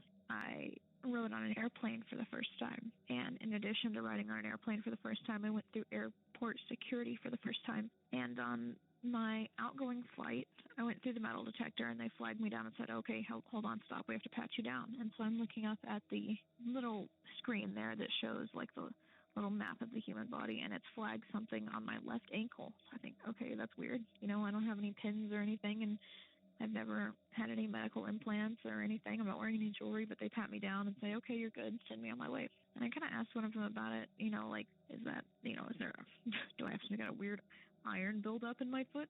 And they said, no, sometimes that just happens. It's probably just a fluke. And I said, all right, cool, I won't worry about it. Send me on my way. On my returning flight home, I go through a scanner, and same thing. It flags my left ankle. Different set of clothes. Like this time I'm wearing shorts. The time before I was wearing jeans. Different set of clothes, no jewelry. Again, I don't have any pins or anything in my foot. So I thought that was pretty strange. I've never had x-rays on that foot or anything before, but now I'm kind of tempted to go and see if there's just a piece of metal lodged in my foot for some reason. But it just got me thinking about all the people that have had tiny pieces of metal removed from their body that they didn't put in there. Love the show. Hope you can use this story, and I'll be calling back someday. Bye. Thank you, caller. And please excuse me while I go get this weird thing under the skin of my elbow looked at. Now, I certainly can't say that what triggered a sensor at the TSA checkpoint was alien in nature, but it is awfully particular that the same area was flagged twice. Maybe it's time for our caller to get an X-ray. Either way, thank you again for sharing. Now, our next entry is sort of a 3-for-1 deal, and it's brought to you by JL in the state of Mississippi. Hi, Derek. This is JL from Mississippi. I've been listening to your podcast for about a month now, and though I haven't listened to the show in its entirety, I've noticed that there are very few calls from Mississippi. I've been fascinated by folklore and legends and cryptids and the paranormal since I was very little, so your show's concept means a great deal to me. Now, I wrote my stories down beforehand as my mind tends to wander, so I'll likely run over the time limit, but I'll call back if need be. I want to share with you 3 short tales centering around my close family. They are sort of linked together by time and distance. Now, these all take place near the towns of Lake and Forest, Mississippi. which are close towns about an hour east of Jackson. To frame these with some context, my favorite cryptid has always been Bigfoot, which I think I got from my dad. He's always been the same way. And when I was about 10 years old, I found out why. He told a story that he'd never even told my mom. It takes place between 1977 and 1979 in Lake Mississippi. My dad was riding a three-wheeled ATV through up the plowed back 40 of family land. The field is woods now, and it's full of hills and low points and a swamp bottom. He was in his early 20s at the time. He drove to the top of a small hill within the field so he could overlook the land. It was late evening, but he could still see very clearly. This location was about 1 mile from the nearest public road, which angled back behind the field. I don't know how far off it was when he first noticed it, but he at some point noticed a shape that was gray in color moving diagonally across the field. He watched it moving for a little while, trying to make out what it could be. At first, he thought it might be, a wayward cow, but this field was reserved for farming soybeans, and it was moving at a speed that one would expect of a human, except this was plowed ground. And if you've ever tried to walk across plowed ground, you know that sand is probably easier. He watched it walk for about a quarter of a mile before it came pretty close. It hadn't seemed to notice him, and it was moving at an angle across the field, so it wasn't coming straight at him. He said it was bipedal with what had to be a very wide gait as it walked this field like someone would walk down a sidewalk, and it walked with its arms swinging at its side. When it got to a distance of about 100 yards away, my dad panicked. He tried to start the three-wheeler, but it had a pull start, and it wouldn't work at first. He kept trying until he got the engine started, but by that time, he said he didn't dare look back up. He knew the sound of the engine had grabbed things' attention, and it would be much closer now. My dad said that he couldn't stand the thought of looking the thing in the face. So he booked it out of there, but the road which led home angled behind the field in the direction that the creature was headed. He said he punched the gas and prayed that he wouldn't meet the thing as it crossed, but thankfully he didn't. And I've since heard my aunt and my mama talk about the day when he got home. They said he was white as a ghost, and they thought he'd seen a bear. When I asked my dad, considering all possibilities, could it have been a guy in a gorilla suit? Dad said, there's no way someone would be out there in the back 40 in a suit a mile away from the road in an area known for its avid gun owners. My second story is my own experience. Not a very clear experience, but it's not far from where my dad's encounter took place. This was in late December of 2010. I was coming home on the back roads from community college between Forest and Lake Mississippi. It was about 10:30 p.m. I'd been in the astronomy club, and we'd been out late. I was tired, but I wasn't sleepy. At the halfway point about between my college and my house, there's two bridges in a thickly wooded area bordering a deep swamp. There are no houses, and I was kind of daydreaming. Just as I got across the second bridge, I instinctively kind of veered my car to the left a bit to avoid hitting something on the right side of the road. I only veered. I didn't swerve because I was kind of lost in thought, but I could make out a shape and what looked to be kind of like an appendage with mossy-like hair. When I veered my car, it kind of jerked me back to reality, and I realized that whatever it was kind of coming onto the road. What I saw of it, I only saw in my peripheral vision, but it was much taller than my car. It wasn't black, maybe a medium brown, tan, or maybe even gray in color. The shape I could make out seemed to have been a hairy, upright creature. The mossy-like hair seemed to have been sticking out farther than the rest of it at an angle, and it seemed to me to be the hair that dangled from the creature's forearm and elbow as it shielded its eyes from my car light. I didn't see anything in my rear view, and I wasn't totally convinced that what I saw was a Sasquatch. When I got home, I sketched out a rough image of what I saw for my dad, and he was convinced it was Bigfoot. He asked me to reach out to my older brother, who also has a Sasquatch obsession. 2 days later, I traveled with my older brother and my mom to the site. We looked around, even went under the bridge, but we found no prints, nothing. My last story takes place the following spring, which is in 2011. Again, traveling home from college at night, about 8 or 9. I got home and my dad's weirdly standing in the driveway looking around in the dark. I got out and made a joke about how I thought, he was Bigfoot for a second. And he looked at me with the most terrified face and he said, I think I just heard him. I was shocked, but, I kind of asked him what was going on. And then I said, well, call for him, meaning the howls that Bigfoot researchers sometimes use. So Daddy cupped his hands and let out a really good Bigfoot howl. Within 10 seconds, something answered. It was deep, much deeper than any dog or coyote, but it wasn't guttural like gorillas. I don't want to really say it was ape-like, but I can't think of anything else that would have made a howl like that. Whatever it was massive. No human could have projected so deep of a howl while avoiding guttural sounds and projecting so far. I've heard a lot of recorded Bigfoot howls, but this was somehow deeper. It was like a moaning-like sound, much deeper than a wolf howl. Think gorilla size or bigger. It almost sounded as if a giant ghost with a really low voice was howling with a woo sound. At first, the howl came from the southeast side of Untuckalo Creek, about half a mile from my driveway. About 15 seconds later, it howled again, and we realized that it had moved at least a quarter of a mile to the road, which passes over Untuckalo Creek. A few seconds later, another howl.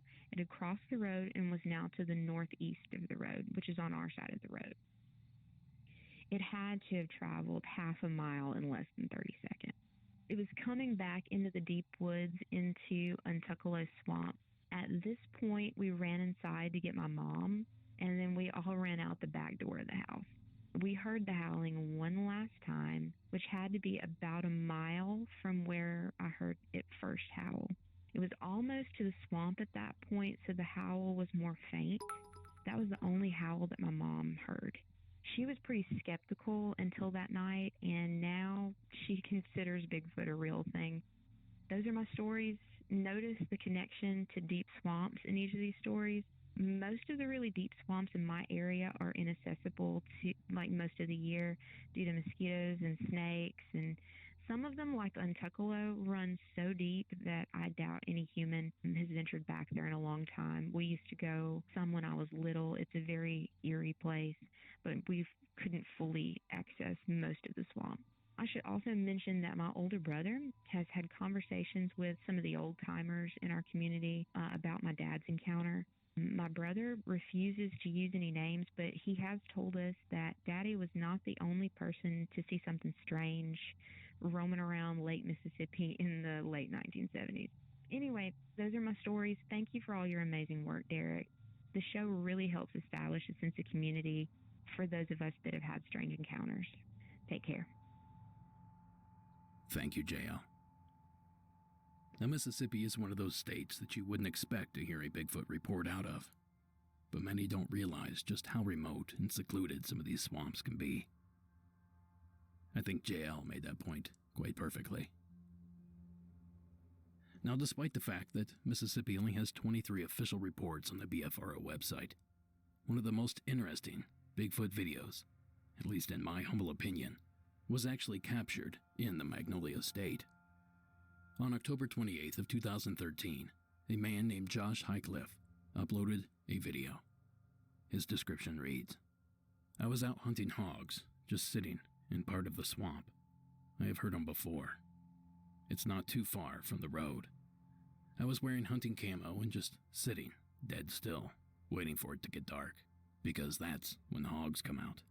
I hear a noise behind the tree I was sitting on. I thought it was the hogs. When I got around, I could not believe my own eyes.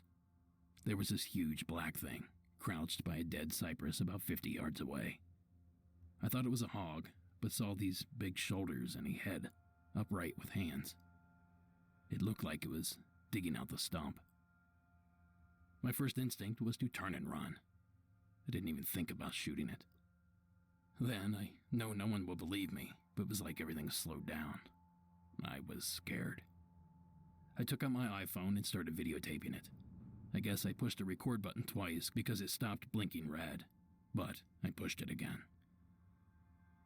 Now the video appears to show a dark black or brown hominid ripping strips of bark off the tree in the middle of a swamp. In typical Sasquatch fashion, the image is shaky and partially obscured by vegetation. But that does not steal away from the believability of the clip. Well, there's not really any audio to share, so I encourage you to go to the show notes or simply search "I think I saw a skunk ape, please help" in YouTube. Give the video a watch. Now, I actually spoke with Josh in the days after his encounter, and I gotta say, nothing he told me made me think he was fabricating the story. Now, since I can't show you the video, I can do the next best thing and share another call from the state of Mississippi. This one, however, requires a bit of an introduction. I received this call nearly a year ago from a man named Mac in Mississippi. The call quality was pretty bad, rendering the call basically useless. But the story was so intense that I just had to share. So last week I played a cleaned up version of Mac's call over on Patreon. Monsters Among Us Beyond number 30, to be exact. And those guys, they lost their mind over it as well. Well, as luck would have it, Mac heard my pleas on last week's episode, and he resubmitted his story just this week. So without further ado, this is Mac's story from the state of Mississippi.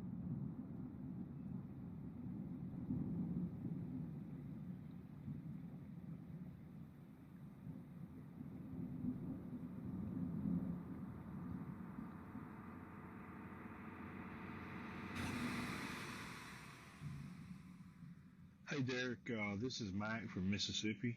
I was just listening to a podcast and heard that my story didn't come through.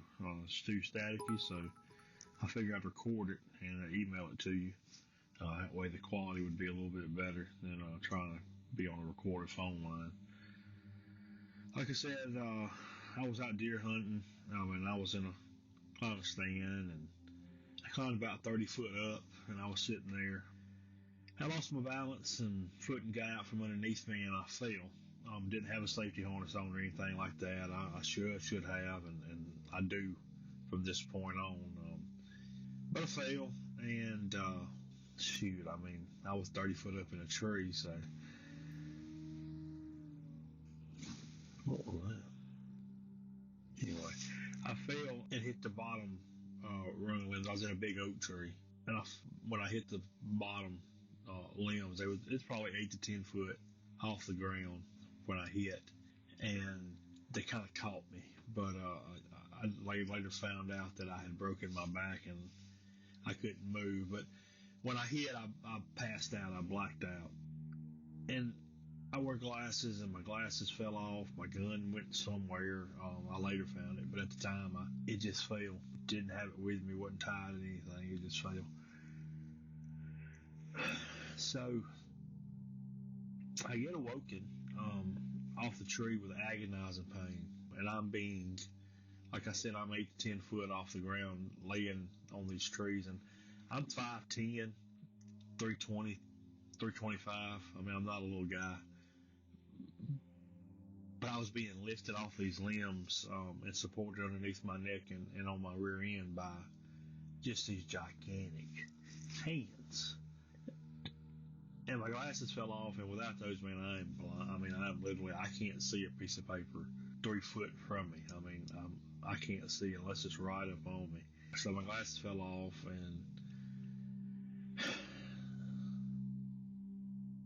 what happened next is still troubling. I was lowered to the ground by this creature.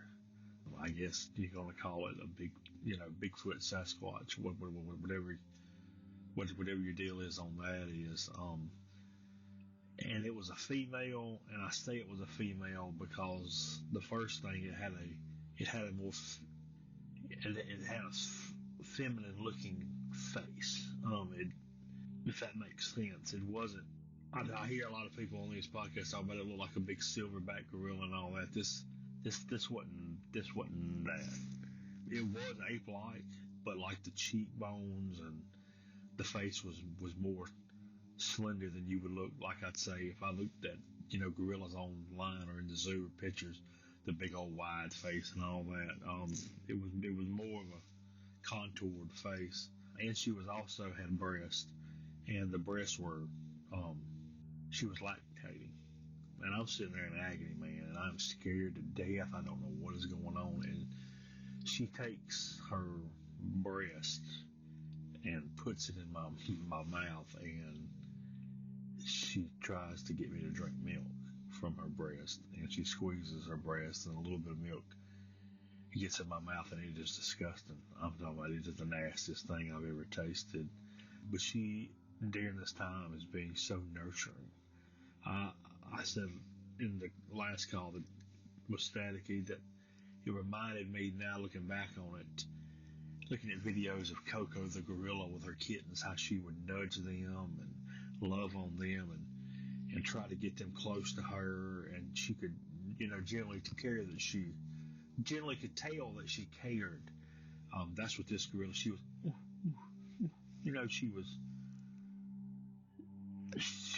she was worried about me, and it's really weird. While all that was going on, man, I'm panicking, but I can't move. I mean, I'm literally, I got taken to the hospital later after I was found. After I didn't come home, they came out looking for me, and I had a broken back. But as she was doing that, back behind her, there was something much, much larger than she was. And we have wild boars here in the South, in Mississippi. I live in central Mississippi, right on the Alabama line. And we have wild pig here that they're pretty big. They can get 260, 300 pounds for a wild boar. They can do a lot of damage. But what was behind her, I never saw the full vision of it because I couldn't see that far. But the sound that it made, it was like it was communicating with her, but it was so deep and so guttural. And it's just like it went through my chest and went all into my body, and it was pulsating. And man, when I heard that, I knew that I was either something was coming to kill me. I was done for. But she turned around and she would kind of communicate, like do her little noise, and then it got really aggressive and loud. And then she kind of pushed me away, not really aggressively, but kind of like, okay, I'm through. And then she got up and she left. But man, I'm telling you, whatever that was behind her, I'm glad that it didn't come over there. Man, it just sounded like just a beast. And it just shook me to my core whenever it made that noise. I could feel it in my whole body, like it was sitting on my chest. And like I said, a few left, and whatever was in the woods with her left too. And I'm suspecting that was a male. And then my family come and found me because I hadn't come home and it was getting dark and things. All this was happening later. When I woke up, it was, whenever I was lifted, it was probably around 5:30, 6. So it was almost dark then, but it was so low lit. And then I really don't know time. It was dark and my family came and found me. I'm really not sure what time that was. But I didn't come home, and, they knew where I was going hunting at. That's one thing. And all you hunters out there, if you hunt by yourself, if you got the iPhone app or any Android apps that's got any kind of find me, cut that on, or let your family members know where you're going and go where you say you're going. If I would have snuck off somewhere else, I would have laid there probably, no telling what would have happened. If that big thing wouldn't have got me, man, we got coyotes down here and bobcats, and if I couldn't move and I was just laying there helplessly, man, ain't no telling what could happen. And where you harness in the tree, man, that's so important. Number one, I'm not getting back in the tree, but if I do, then, I'm going to have to, you got to wear a harness if you're up there. But that's my story. Appreciate you, reaching out on there to let me know that it was staticky. I'm sorry about that. Maybe this will be a little bit better format. Appreciate it. Thank you, Mac. That is a lot to unpack. But let's start with the obvious. Mac might be the only human being alive that knows what Sasquatch milk really tastes like. And also, I can't help but point out it's yet another missed opportunity to collect some DNA. Although I bet that was the last thing on Mac's mind. I can't say that I blame him. It's near impossible to say if Mac may be hallucinated from the pain he experienced, or if he was simply confused by going in and out of consciousness, or if he in fact was rescued by some sort of creature. But I can say that over the past 20 minutes, we've heard 5 separate reports from the same state. And if my ears did not deceive me, we possibly could have picked up a 6th. A quarter way into Mac's call, we can hear something howling. In fact, Mac hears it as well and stops to reference it. Now I pulled that portion of the call, and I will loop it 3 times right here. In a tree, so what was that? In a tree, so what was that? In a tree, so what was that? Now it's entirely possible that Mac knows exactly what it is we're hearing in this recording and simply didn't mention it. Maybe a neighborhood dog or possibly even neighborhood kid. But do you remember JL's call that kicked this whole Mississippi thing off? In her third and final story, she mentioned a long, deep howl emanating from the swamps of the hospitality state. Is it possible that both JL and Mac heard a coyote or some other known woodland critter? Or is the creature JL and her family heard the same one that appeared in Mac's call? And is it also possible that it's the same creature that seemingly saved Mac's life? Now, there's not much else I can say about this one. It is an epic story, for sure. Mac is believable and offers up details that sound plausible. That is, if a giant, hairy, intelligent species of primate roaming the swamps of the South is something that you can invest in. So thank you again, Mac, for resubmitting. I hope you've fully recovered and are able to get out again, and hopefully this experience hasn't ruined nature for you going forward. Thank you again for the wild ride. And that's going to do it for this episode. Monsters Among Us is written and produced by me, Derek Hayes. Additional support is provided by Addie Lloyd and Sarah Carter Hayes. All audio used in this production is done so under the protection of fair use. And that creepy music you're hearing, well, that's co.ag. Thank you so much for listening, and until next week.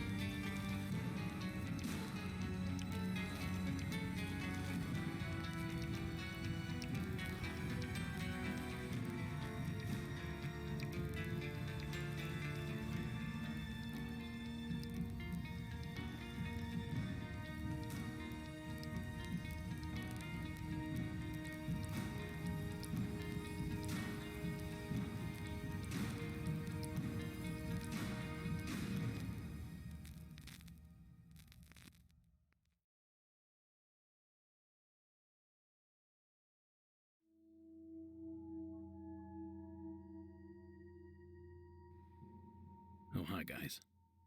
So tonight's secret story comes to us from Jordan in the state of Utah. Hey Derek, my name is Jordan. Love your podcast, huge fan. I've been listening for the past year, so I just wanted to get that out of the way. I'm actually from a small town in Utah called Roosevelt. It's close to the Colorado border, or about 30 miles away from. Anyway, I work in an oil field, and as I was getting off work tonight, it was around 7 o'clock. It was night. The sky was dark, and I just happened to look up as I was ending my shift. I drive a water truck, heavy diesel water trucks in the oil field. As I was getting off, I just happened to look up into the night sky toward the west and seeing, it looked to me like this straight star formation, and I thought, wow, you don't really see that a lot. And as I started to look closer and really focused in on these stars, I noticed that they were actually moving, and they were lined up almost perfectly. They were spaced apart, I would say almost, as even as you could get. But yeah, I started to notice that they were moving, and as I was looking up, there had to be anywhere from about 25 to maybe 50. I'm probably exaggerating because it was pretty crazy. And so I called my wife, who's I'd say about a good 5 miles away from where I am. Told her to go look outside. She walked outside and said that she could see the lights as well, and that they were moving, and that they were right above where I was at. Not wanting to be a complete basket case, I called a coworker over to come over and look, and he came over and looked, and the first thing that he said was that, wow, I've never seen anything like that, and that I guess he said that he was actually in the Air Force. He took several pictures. I got to get those pictures from him. Once I get them, I'll send them to you. But he took several pictures, but like I said, we stood there and watched for about 5 minutes as these lights continued to move from the west to the east. They were disappearing right above us, and as we were watching, he called his wife, who's about 26, 27 miles away from where we are in the next over town, and she said that she could actually see the lights as well, and that they were over their house. So completely strange. I mean, I don't know what these things could have been. They could have been drones. They could have, they were definitely working. They were definitely moving very smoothly and in a very tight formation. They were just a straight line across. So it's actually January 15th, and this event happened around like 7 p.m. At night. So I love the show, man. Thank you so much for your time, and I hope to talk to you again. Thanks so much. Have a good one. Bye. Thank you, Jordan. And this may be one of those rare occurrences where I know exactly what it is you saw. You see, back in February of 2018, private space exploration company SpaceX launched a satellite constellation known as Starlink. Now, this is a constellation that consists of thousands of mass-produced small satellites in low Earth orbit. Now, essentially, these things circle the world and provide us with satellite internet. Now, I have received several calls about this very same thing over the past month or so, and every single one of them seems to describe the exact same thing. A string or line of connected dots that streak across the sky. Now, I've went ahead and included a short video link in tonight's show notes. So Jordan, maybe go take a look at that and see if that's not what you witnessed that evening. And thank you again, Jordan, for submitting that story. Thank you for sticking around to the end of the show. And thank you all for listening. Have a great night.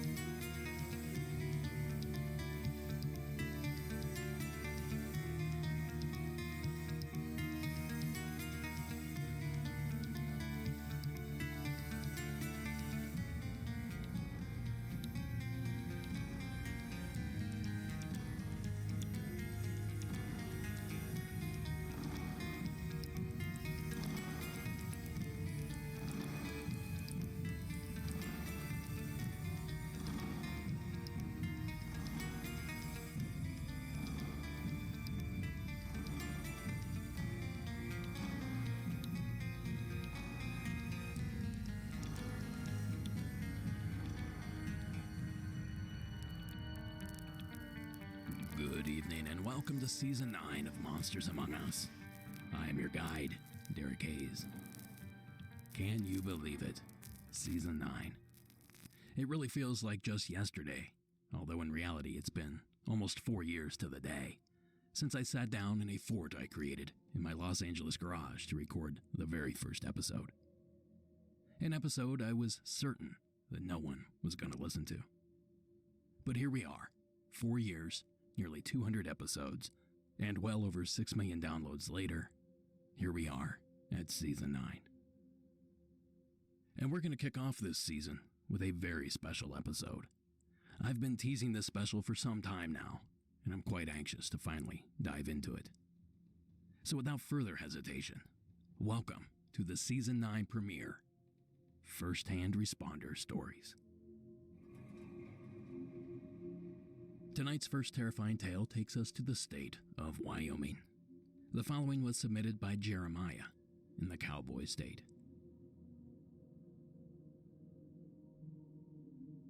Hey Derek, This is Jeremiah. This is for the first responders submissions. In about 2014, 15, somewhere in there, I was a police officer in Laramie, Wyoming, and my partners and I got called to an alarm at an old theater, the Griffin Theater, Gryphon, I believe. And it was just an alarm at the stage, the interior. We got these alarms quite a bit. So I was the first one on scene. My partner and I went around the exterior of the building, and we were jiggling all the doors, and they were all locked. All the exterior street side doors were secured. So we requested a key holder arrive and let us inside the building.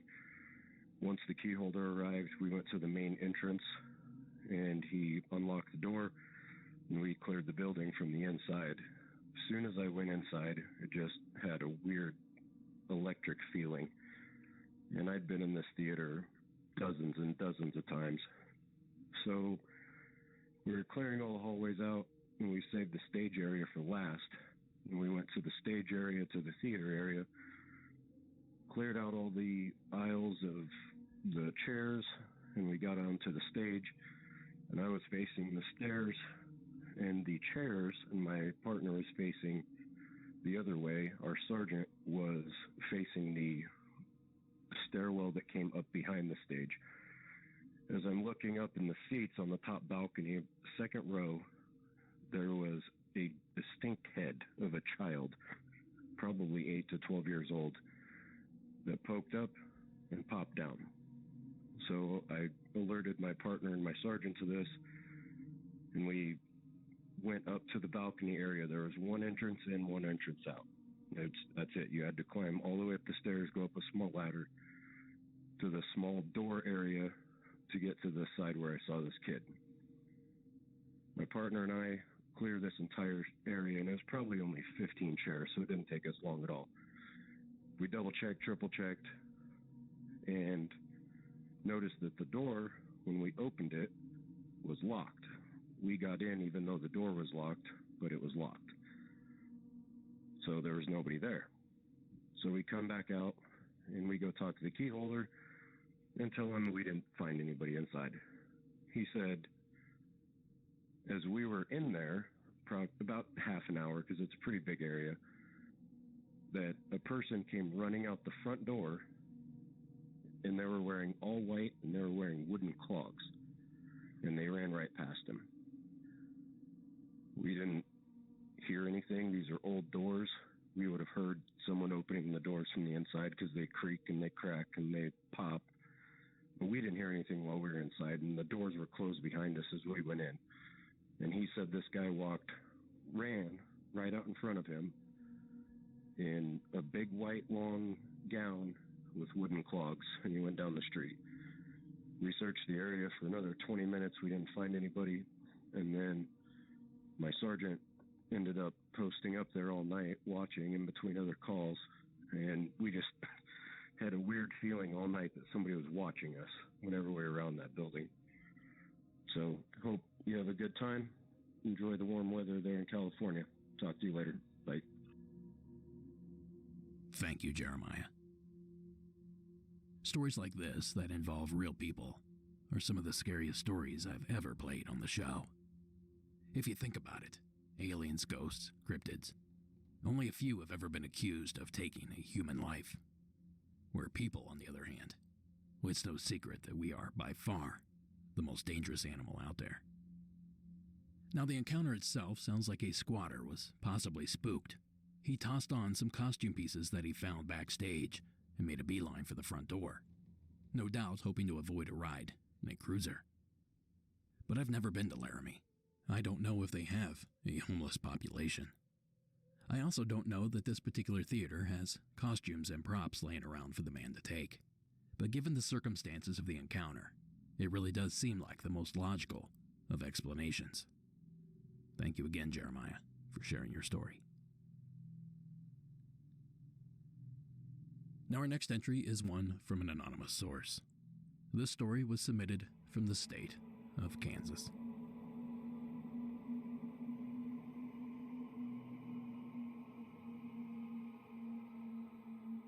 Yes, I'm calling about the law enforcement stories or first responder stories. About a year and a half ago, I was on patrol. I live in a small county in Kansas, very rural community, and I was out patrolling one night around 2 o'clock in the morning.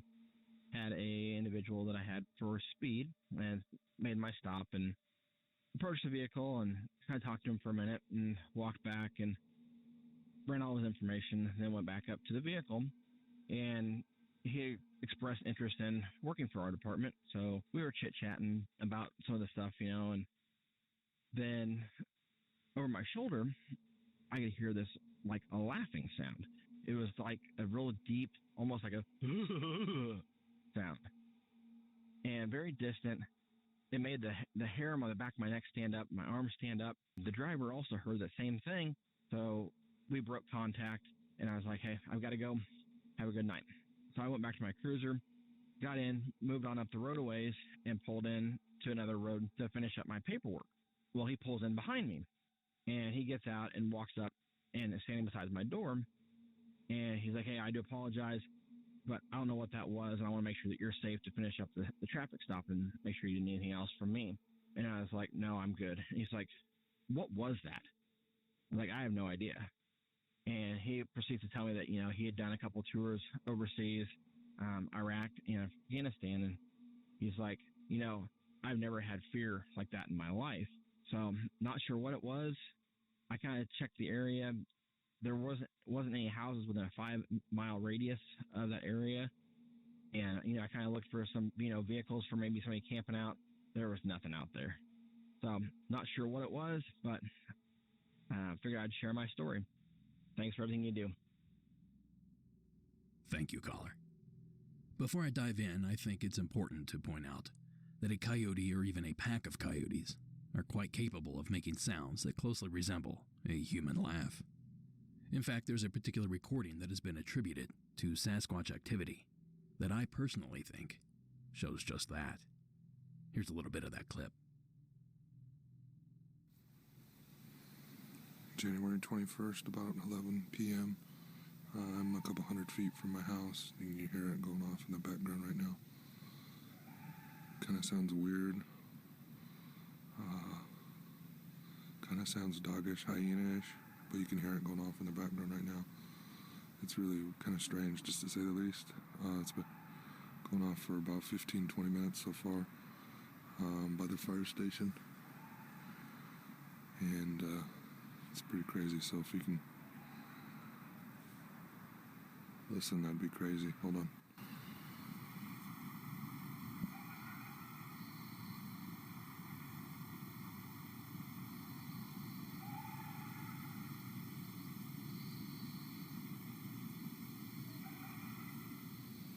I mean, that almost sounds like laughter.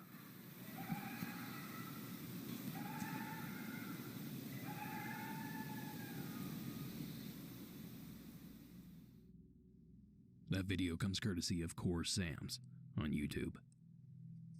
Now, many investigators believe the creature heard in this recording is a Sasquatch, but it's my humble opinion that we are simply hearing a coyote, or possibly a pack of coyotes.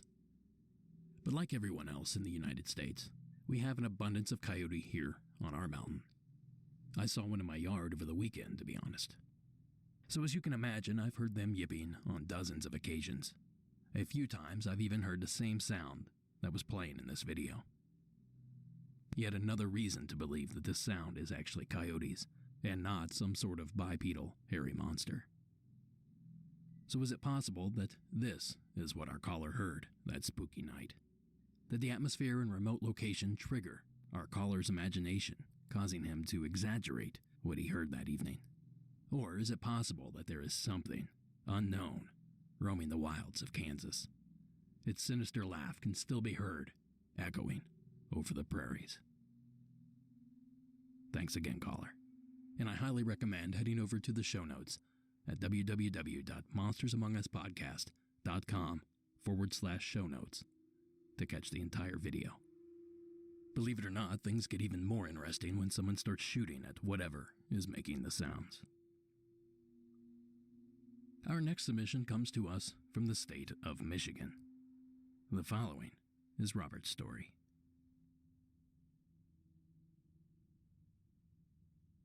Hi, Derek. My name is Robert, and I'm calling in a story for your first responder law enforcement episode that you were soliciting stories for. So I've got a really weird story to share that has stuck with me.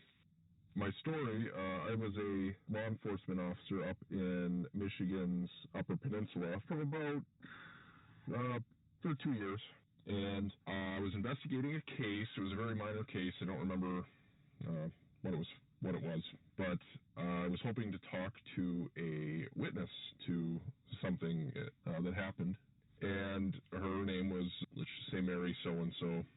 So I looked Mary so-and-so up in my computer to try to find a phone number for her to reach out and hopefully talk to her in person. I called a couple numbers that obviously, that popped up in the computer that obviously didn't belong to her. And then I finally found one, and when I called, I said, "Hi, is Mary so-and-so there?" And she said, "This is her. What can I help you with?" And I said, "Hi, Mary, my name is so-and-so," and I identified my name and my department, and told her why I wanted to talk to her. And she said, "Yeah, no problem. I'd be more than happy to talk to you in person." She lived in the next town over. She said, "I live at such and such address." And I said, "Okay, Mary, if it's all right with you, I'll be there in 10 minutes to come and talk to you." And she said, "Yeah, that's great. I will see you shortly."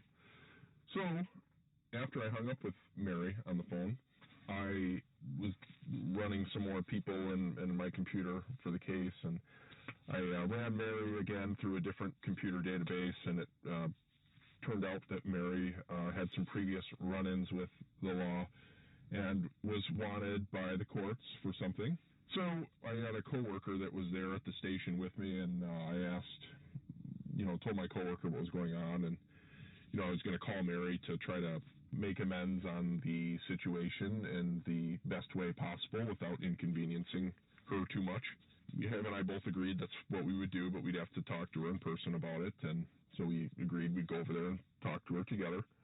And so I tried to call Mary before we headed out to let her know, what was going on. And so I called the same phone number that I had previously called and spoke to Mary at.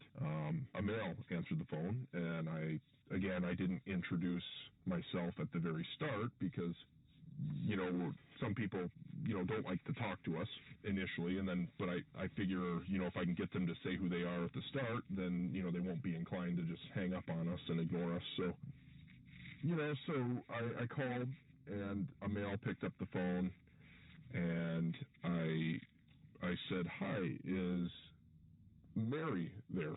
And he said, "I don't know a Mary." And I said, "I just called this number like 5-7 minutes ago, and I spoke to a Mary, and we were going to meet." And he said, "No, I don't know a Mary." And I said, "Well, what is your name, sir?" And he said, "My name is, let's say, Frank. My name is Frank." And I said, "Okay, Frank, where do you live?" And he said, "I live at," and he gave me the same address that Mary gave me in my previous call when I spoke to Mary the first time. And I said, "Frank, I'm looking at my phone." And he said, "Well, and I see that I called the same exact number that you have, but the first time I called, I spoke to Mary." And he's like, Frank was like, "I don't know who Mary is, sir. I don't even know a Mary. I don't even have a Mary in my life." Frank was also a little bit younger. And so I said, "Okay, Frank, is it all right if I come over and talk to you?" And he said, "Yeah, sure, come on over." So my partner and I both thinking like, maybe she's, maybe he's covering up for her and they're trying to avoid, she knows that she's in trouble and doesn't want to get in trouble. So maybe she's trying to avoid us and he's helping her out. So my partner and I go over there and we talk to Frank. And I could tell Frank's kind of bothered. He's like, just looking at him, he's really like, "Oh my, like, what is going on? This is crazy." He's even saying, what, "Sir, what is going on? This is crazy. I don't even know who Mary is." And I said, "Yeah, I mean, my partner and I both think it's weird. We're just trying to get to the bottom of it." And I feel like I should say, when my partner and I got there, my partner went to the back side of the house, because sometimes people that are in trouble know it, and they try to avoid us, and they'll run out of the back of the house when we knock on the front door. Just nature of the job, crazy. People just, yeah, it is what it is.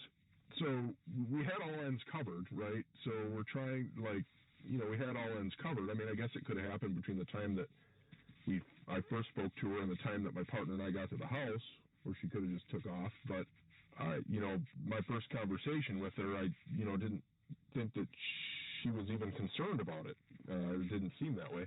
So Frank's really confused. Frank's wondering what's going on. I said, hey, Frank, he's a little bit younger, so, checked his ID, and he was like, I don't know, he was younger, like 18, 19, I think.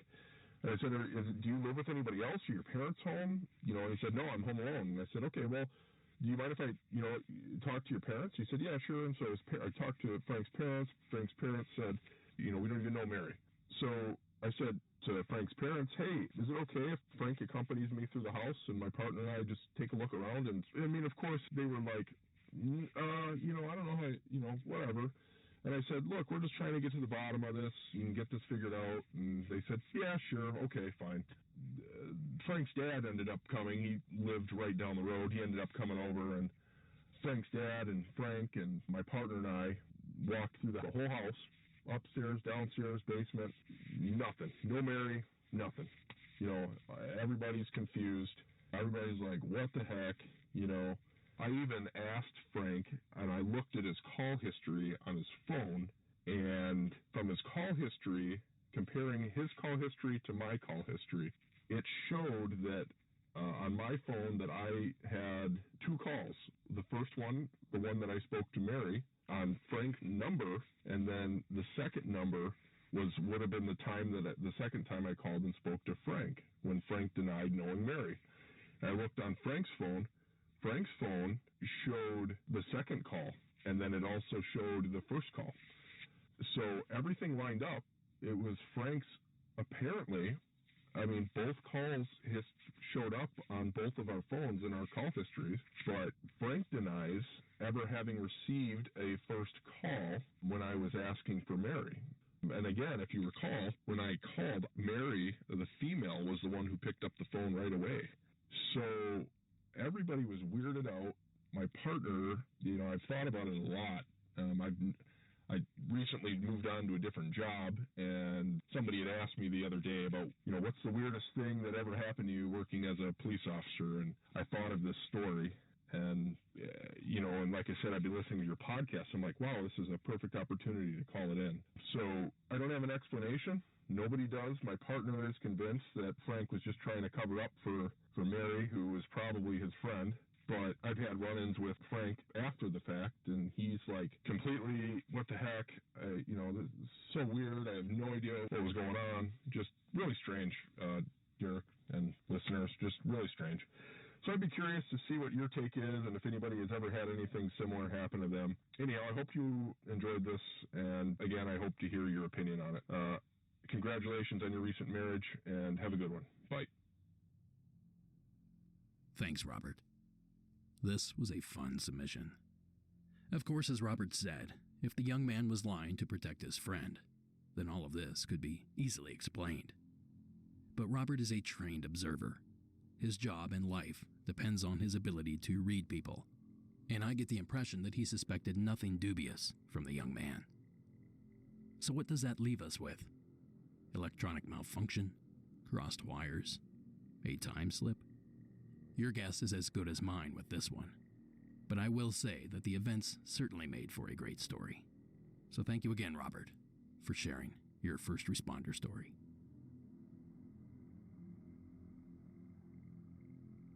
Now next up, we venture to the state of Tennessee. The following submission was sent in by Jeff.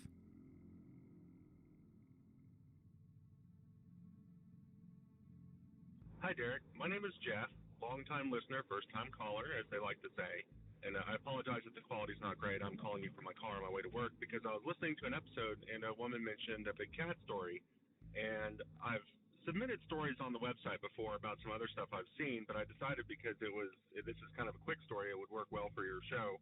I was a police dispatcher in Chattanooga, Tennessee. About 6 years ago, I worked there for about 4.5 years. And that call sparked a memory where a person called in. I was a 911 call taker and a police dispatcher, so I remember taking a call or dispatching a call. I think I was on the phones that day, and a man coming down Signal Mountain, which is one of the many mountains around Chattanooga, swore up and down that there was a black panther laying in the roadway. And there are some issues with this because he was on what we call the W road, which is one of the roads that leads up Signal Mountain, and it's a main road that goes up the mountain, so a lot of people travel on it. And he was the only person who called. But I remember talking to him and saying, "Are you sure it's not just a black cat or it's just a piece of garbage?" And he said, No. This is a very large black cat in the roadway. He said, "It's a black panther. It's a panther-sized animal." You know, I got his information and we disconnected, and I'm sure we sent someone out there and there wasn't anything present. But I worked second, third, and first shift, so the time of day was probably hazy, but I remember thinking that if there was anything like that on the W road, we'd have gotten tons of calls, so it must have been during the day. It could have been an early morning commute or the afternoon commute, but that's a very specific thing to be mistaken about. Now, people, of course, called in all the time with things they thought they saw or mistaken descriptions or identifications, but he was very insistent. And I don't think most people call 911, and even as a call taker, I know this. Most people don't call 911 just for a casual prank on their way to work. You did get that occasionally at night mostly, and it was usually kids. But I don't know, just the other listeners call and the tone of voice of this guy and just insisting, no, this isn't just a regular-sized cat. It's not trash on the road. It's not a piece of tire off of like a big rig. They don't go up the W road as far as I know. There'd be no way. There's too many cutbacks. So if he didn't see a large, dark cat, one of these mysterious big cats that we get in the States sometimes, well, what did he see? Well, thanks for the show. I love listening to it. And maybe I'll call back and actually do a voice description of some of the other stuff I've seen rather than putting it on the website. But thanks again. I appreciate the submission, Jeff. All the way back in the first season, I did a special on 911 calls. Surprisingly, it was quite difficult to put that together. There's just not a lot of 911 calls available that discuss elements of the paranormal. But I wanted to find something here to share with you, so I started doing some digging. I went down a 911 rabbit hole, and even though I may never sleep again, I think I found something super rare, and I'd like you to hear it. The following 911 call comes from the Traverse City 911 dispatch in Michigan, and seems to describe a creature most know as the Dogman. For Vance Stringham, it's the legend of Dogman, who many believe stalked the forests of Michigan, that triggers the memory of what he describes as one of the craziest 911 calls he has ever answered. And Traverse 911, where's your emergency? I can pretty much almost guarantee that Dogman is outside of my window in the back down by the city right. Immediately you're thinking, yeah, okay, yeah, you saw the Dogman. And I could tell by her tone of voice she was actually seeing something, so I wanted to get through what she was actually seeing. That's okay. Listen, I believe you. It was running like on its hind, like, all fours. First thing can't just run that fast on all fours. You could hear it in her voice. I mean, she was starting to cry. She was so afraid and all this. She believed it. In her mind, she saw the Dogman. The Dogman that turned out to be a fake. The caller's boyfriend playing a cruel prank. In her mind, it was a matter of life and death, but other callers don't have that. I know, it was a bit of a cop-out, but this call was buried in a news story about 911 pranks and misuses, and I figured even though it is now solved, it's probably an important piece of cryptid history. Plus, as far as I'm concerned, it's the only 911 Dogman call that's available to the public. Oh, and I should mention that clip comes courtesy of Up North Live on YouTube. Thank you again, Jeff, for sharing your story. Oh, and if anyone out there listening has access to more spooky 911 calls, please do me a favor and get a hold of me. Speaking of getting a hold of me, if you have a story you would like to share, simply call the hotline at 1-888-608-NIGHT. That's 1-888-608-6444. Or visit the website for more submission options.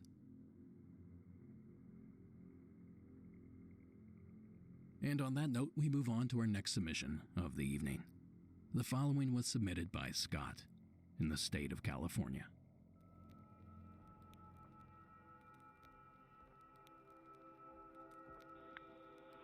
Hi, Derek. My name's Scott. I'm a longtime firefighter in a medium-sized California town, up in Central California, to be exact. When I first started with the department almost 30 years ago, I found out about our haunted fire station. The firefighters at the time called it the Nightmare Station. And they said that the firefighters that worked there would often have extremely vivid nightmares. One older captain told me a bunch of spooky stories about sleeping in the dorm room and hearing footsteps in his bed, hearing the cupboards in the kitchen opening and closing when no one was in there, having the TV turn on in the middle of the night, and having our large engine bay door opening on its own. The station itself was built in 1975, so it's really not that old, and nobody's ever died there. The guys at the time theorized that the dreams and noises came from the station being built right next to an electrical substation. When I started working there, the dreams started right away. I've always been an active dreamer, and I even keep a dream diary, but these dreams were extremely vivid. One time I was sleeping there, and it was just me and a captain, and I was dreaming that I'd killed some people, and I was trying to bury their bodies. This is not a normal dream for me. Anyway, I was awakened by the 7 o'clock morning tones, which they set off to get us up and moving. I laid there just thinking about the dream, and I yelled across to my captain. I said, "Hey, Captain, I had the craziest dream where I dreamt that I'd killed some people, and I was trying to bury their bodies." And he yelled back, "Oh, my God, I dreamt the exact same thing." Now, this was from an old, crusty guy that did not really believe or talk about any of this stuff. And from what I hear, he still talks about that to this day, even though he's long gone. I remember the TV being turned on in the middle of the night. I remember the engine bay door opening on its own, which is scary enough because we don't want a strange person walking in from off the street. But the scariest thing that I ever experienced there was about maybe 20 years ago. I was working there with a captain and a reserve firefighter, and all three of us were in the dorm, all side by side in our beds. We were all reading in bed, and I heard my captain snoring. I looked over and started laughing because he was sleeping with his arms up in the air. And anyway, I left him like that. I turned off my light and went to bed. Shortly after that, I woke up with the deepest fear I've ever felt in my life. I opened my eyes and looked up, and there was this white, skeleton-like face right in my face. It was obviously evil. I felt like it was trying to get me. It looked like I had a veil on. And I looked to my left, and my captain was still sleeping, but his arms had come down and were now on his chest. That's what, leads me to feel like this was not a dream. And anyway, I looked back up, and it was gone, and I didn't sleep the rest of the night.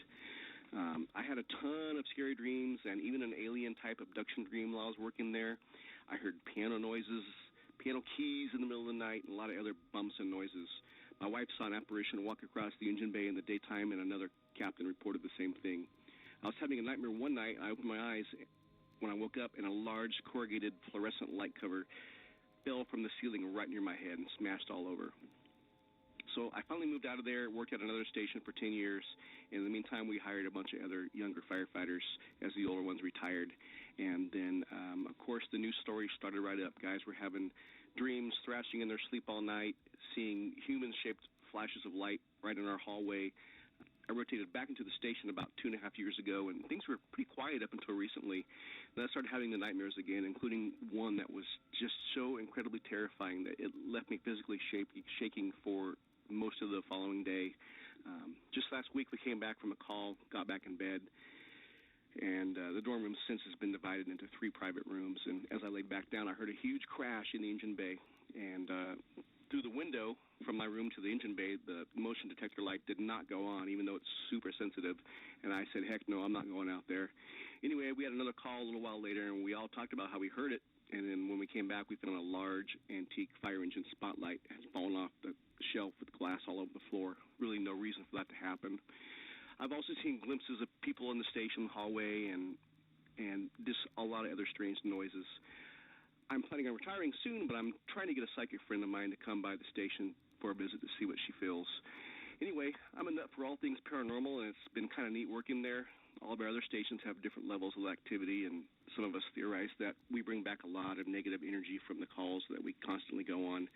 I also think that maybe some of the deceased firefighters may be attached to the places where they work for so long. Anyway, thanks for listening to my story. I plan on calling back with many more. I lived in several haunted houses and have a lot of other good stories to share. Take care. Thank you, Scott. Scott's call got me thinking. I wonder if haunted firehouses are a common occurrence, which led me to FireRescue1.com's top 10 list of most haunted fire stations in the United States. So like Casey Kasem, we're counting them down to the top. Number 10, Long Beach Engine Company number 12, out of Long Beach, California. Number 9, Engine House number 35, out of Milwaukee. Number 8 is Fire Station number 3 out of Fort Lauderdale, Florida. Number 7 is Fire Station number 11 out of El Paso. Number 6, ironically, is Fire Station number 9, also out of El Paso. So if you're a fireman, I highly recommend moving away from El Paso. And our top 5 is Station number 4 out of Lexington, Kentucky. Number 4 is Fire Station number 3 in Frankfort, Illinois. Number 3 is Fire Engine Company number 107 out of Chicago. Number 2 is Station number 1 out of Denver, Colorado. And the number 1 most haunted firehouse in the United States goes to the Chesapeake Beach Volunteer Fire and Rescue Station number 4 in Virginia Beach, Virginia. So who knew there were so many haunted firehouses? Although, given the activity that the inhabitants of these firehouses partake in, is anyone really surprised? Thank you again, Scott, for taking the time. Now you guys are probably tired of me teasing this, but I'm happy to announce that there is finally light at the end of the tunnel. On Tuesday, March 10th, David Flora of Blurry Photos and myself will be launching our Kickstarter campaign for our upcoming project, Shadows in the Desert, High Strangeness in the Borrego Triangle. To learn more about this project, be sure to check out the campaign page. Now that thing's not live yet, but it will be here in the next few days.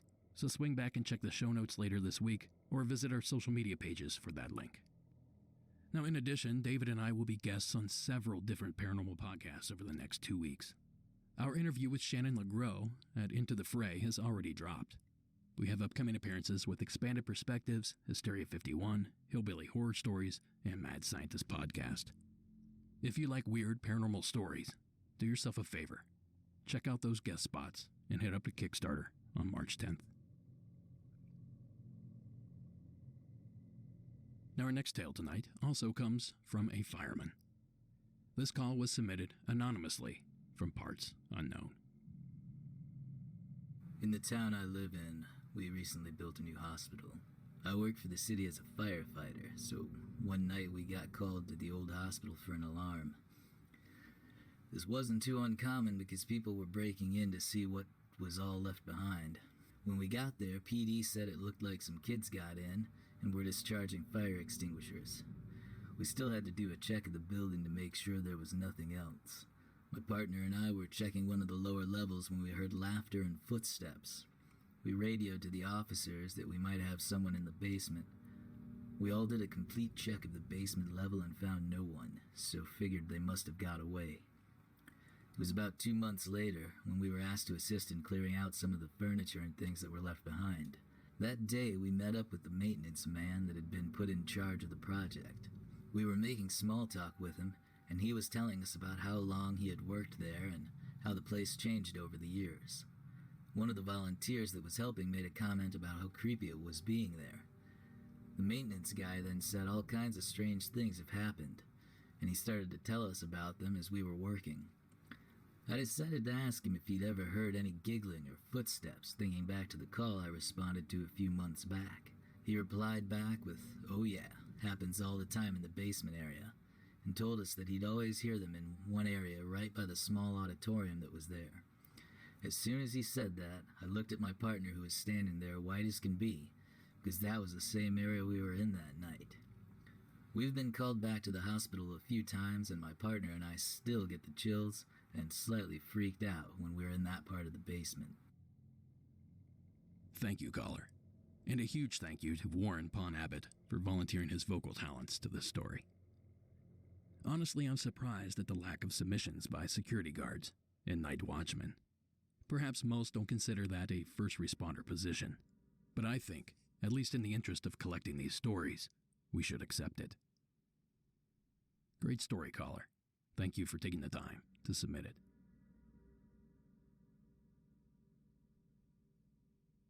And speaking of taking time, do me a solid and take time to check out Monsters Among Us Beyond over on Patreon. Twice a month, I release a new Patreon-exclusive episode. The latest to drop was the third installment of the Season 8 Hometown Legends season finale. So visit patreon.com and search for Monsters Among Us podcast. A $4 monthly pledge gets you access to literally everything. Cancel whenever you want. Alright, so our next submission comes to us in the written form, all the way from the state of Arizona. I am a retired police officer from Tempe, Arizona. Years ago, around 2002, I was a patrol officer. I worked midnight shift in the south section of town. In my beat area, the city had a very large park with a man-made lake. The park closed at 10 p.m. every night. It was not uncommon for people to be in the park after hours. Often people would fish or just hang out or do whatever people do at night in the park. During that year, I had several calls for service from people in the park who were terrified. They always reported seeing a tall man wearing a dark-colored full habit and hood. He was always reported near the lake or on the canal adjacent to the park. I was the dispatched officer often on these calls. When I would arrive, strangely, the park was always void of people and witnesses, and the subject was never located. Several of the calls often reported the subject dragging a woman while she screamed and cried. I was never able to locate the victim or the subject for the call for service. I can recall one call in particular. I believe it was in December or the end of November. Several officers were dispatched to the park to investigate a subject dragging a woman wearing a hood and cloak. Officers arrived, and it was actually located near the canal, approximately 100 yards from the arriving officer. As soon as the subject was located, it vanished. No splashing was heard. The subject did not swim. He was just gone. It was also very cold. I believe swimming a canal would not have been a first option of escape. The interesting thing about these calls is they always seem to correlate with unattended death investigations. These investigations are not uncommon. Many times in the night, people die from natural causes in their home, and they are discovered by loved ones. The police are contacted, and the scene must be treated like a homicide scene until a natural death can be determined. Eventually, these calls stopped, and I went on and took a patrol job during a second shift in the same area. One day, in the middle of an Arizona summer, I noted a very pale person sitting at the bus stop. What caught my eye was the outfit. The outfit was a very heavy, hooded, dark monk habit. The person was sitting with the hood up around his face. The hood was so large I could not tell the sex of the person. I stopped in my patrol car and made contact with the strange person. The person would not look at me, nor conversate. Since no laws were broken, I was limited to my contact. I made several attempts to communicate and got nothing. I had to walk away. One of the strangest incidents of my police career. Thanks for letting me share. Well, thank you for that submission. I gotta give it to this witness. This is the exact type of story I expected to get when I first put the call to action out there. This is one of those classic police meets ghost stories. So thank you, caller, for taking the time to share it with us. Now, before I tear into the back half of this collection, I need to ask you for a quick favor. Please leave the show a 5-star rating and a nice review on your platform of choice. I'm not smart enough to understand the algorithm apps like Apple Podcast use, but I do know that the more reviews, the more people are introduced to the show, and in turn, the more calls I have to share with you guys. So thank you for leaving that rate and review today. Alright, you better buckle up because the next few calls are out of this world. To kick this section off, we begin with Erica in the state of Texas.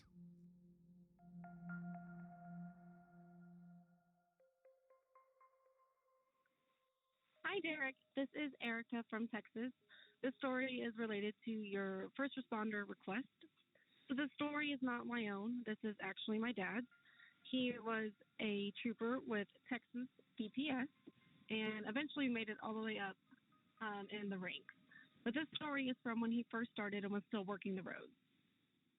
So he told me this story happened in the 90s, and he was working the night shift, which is usually 10 p.m. to like 6 a.m. So he was out on a rural road in Texas, and it was only him and another trooper on the roads at this night. So he had parked on a small highway, more out in the back, backwoods Texas, I guess. And he was sitting in a car stalled with his lights off. He said that the weather was clear, that it was a calm night in the middle of winter, but this part of Texas doesn't get any snow, so conditions were fair, no problems. And he was waiting on a back road for a car to come along or a call to go out so he could respond. His car was off besides his radio, and he was parked alongside the road, and his windows were cracked just to keep airflow. And all of a sudden, he said that his radio started going in and out, which he said was kind of common, but not really, because they're supposed to maintain constant radio frequency. They said his radio started cutting in and out, and he just so happened to look above him. And when he looked above him, he said that his entire vision of the sky was filled, and he couldn't see anything. It was just jet black, which is odd, because in the middle of Texas on a clear night, you should be able to see every star in the sky. He said that it was jet black. He couldn't see anything. And then when his eyes started to adjust, he realized that what he was seeing in the sky was moving above him. And he said he continued to watch, and what he could only describe as some sort of UFO. And he said it was triangular in shape, and as it moved across him, it was triangular. And as the object continued above him, he finally saw the tail end of it, and on the two back corners of the craft were blinking lights. And he said it couldn't have been any aircraft because it was triangular in shape, and it was making absolutely no noise. Besides his radio going in and out, he had no indication that there was anybody else around him in the area on this back road. When he looked up, he continued watching it, and it hovered and then just continued slowly gliding forward, making absolutely zero noise. He tried to contact his partner that was in a different part of the county at the time, but couldn't get the signal to stay strong enough and couldn't hear any communication coming back. And his partner later told him that night that he never received a call from him, and they had little communication throughout the night. My dad is an avid skeptic. He doesn't believe in this sort of thing, whereas I have always believed in extraterrestrials and anything conspiracy related or out of this world. For him, he says that he thought it was some sort of military aircraft because we are located near a military base and a major airport. But that's all I got. Thank you for creating such an amazing podcast, and I hope you enjoyed my story. Thank you, Erica. Coincidentally, Erica's call jarred a memory loose in the old noggin. My grandfather and mother used to tell me a story about the time they chased a UFO in a police car. You see, my grandfather was the chief of police in my tiny town growing up, a position my brother would end up taking some 30 years later. Well, instead of me butchering this story, I gave my mom a call and asked her to share Grandpa's UFO story. So for the first time since the very first episode, please welcome my mom Holly back to the show. This is her experience from the state of Ohio. Hi, I've got a story to tell. Back in the early 1970s, around 72, 73, I was a small girl around 12 years old in a small town in southeastern Ohio. My dad was the local law enforcement. At that time and date, we had a telephone that came directly to our home for 911 system back then. So we got a call that a local farmer, about approximately a mile and a half out of the small town, had spotted something very strange in his cornfield up above.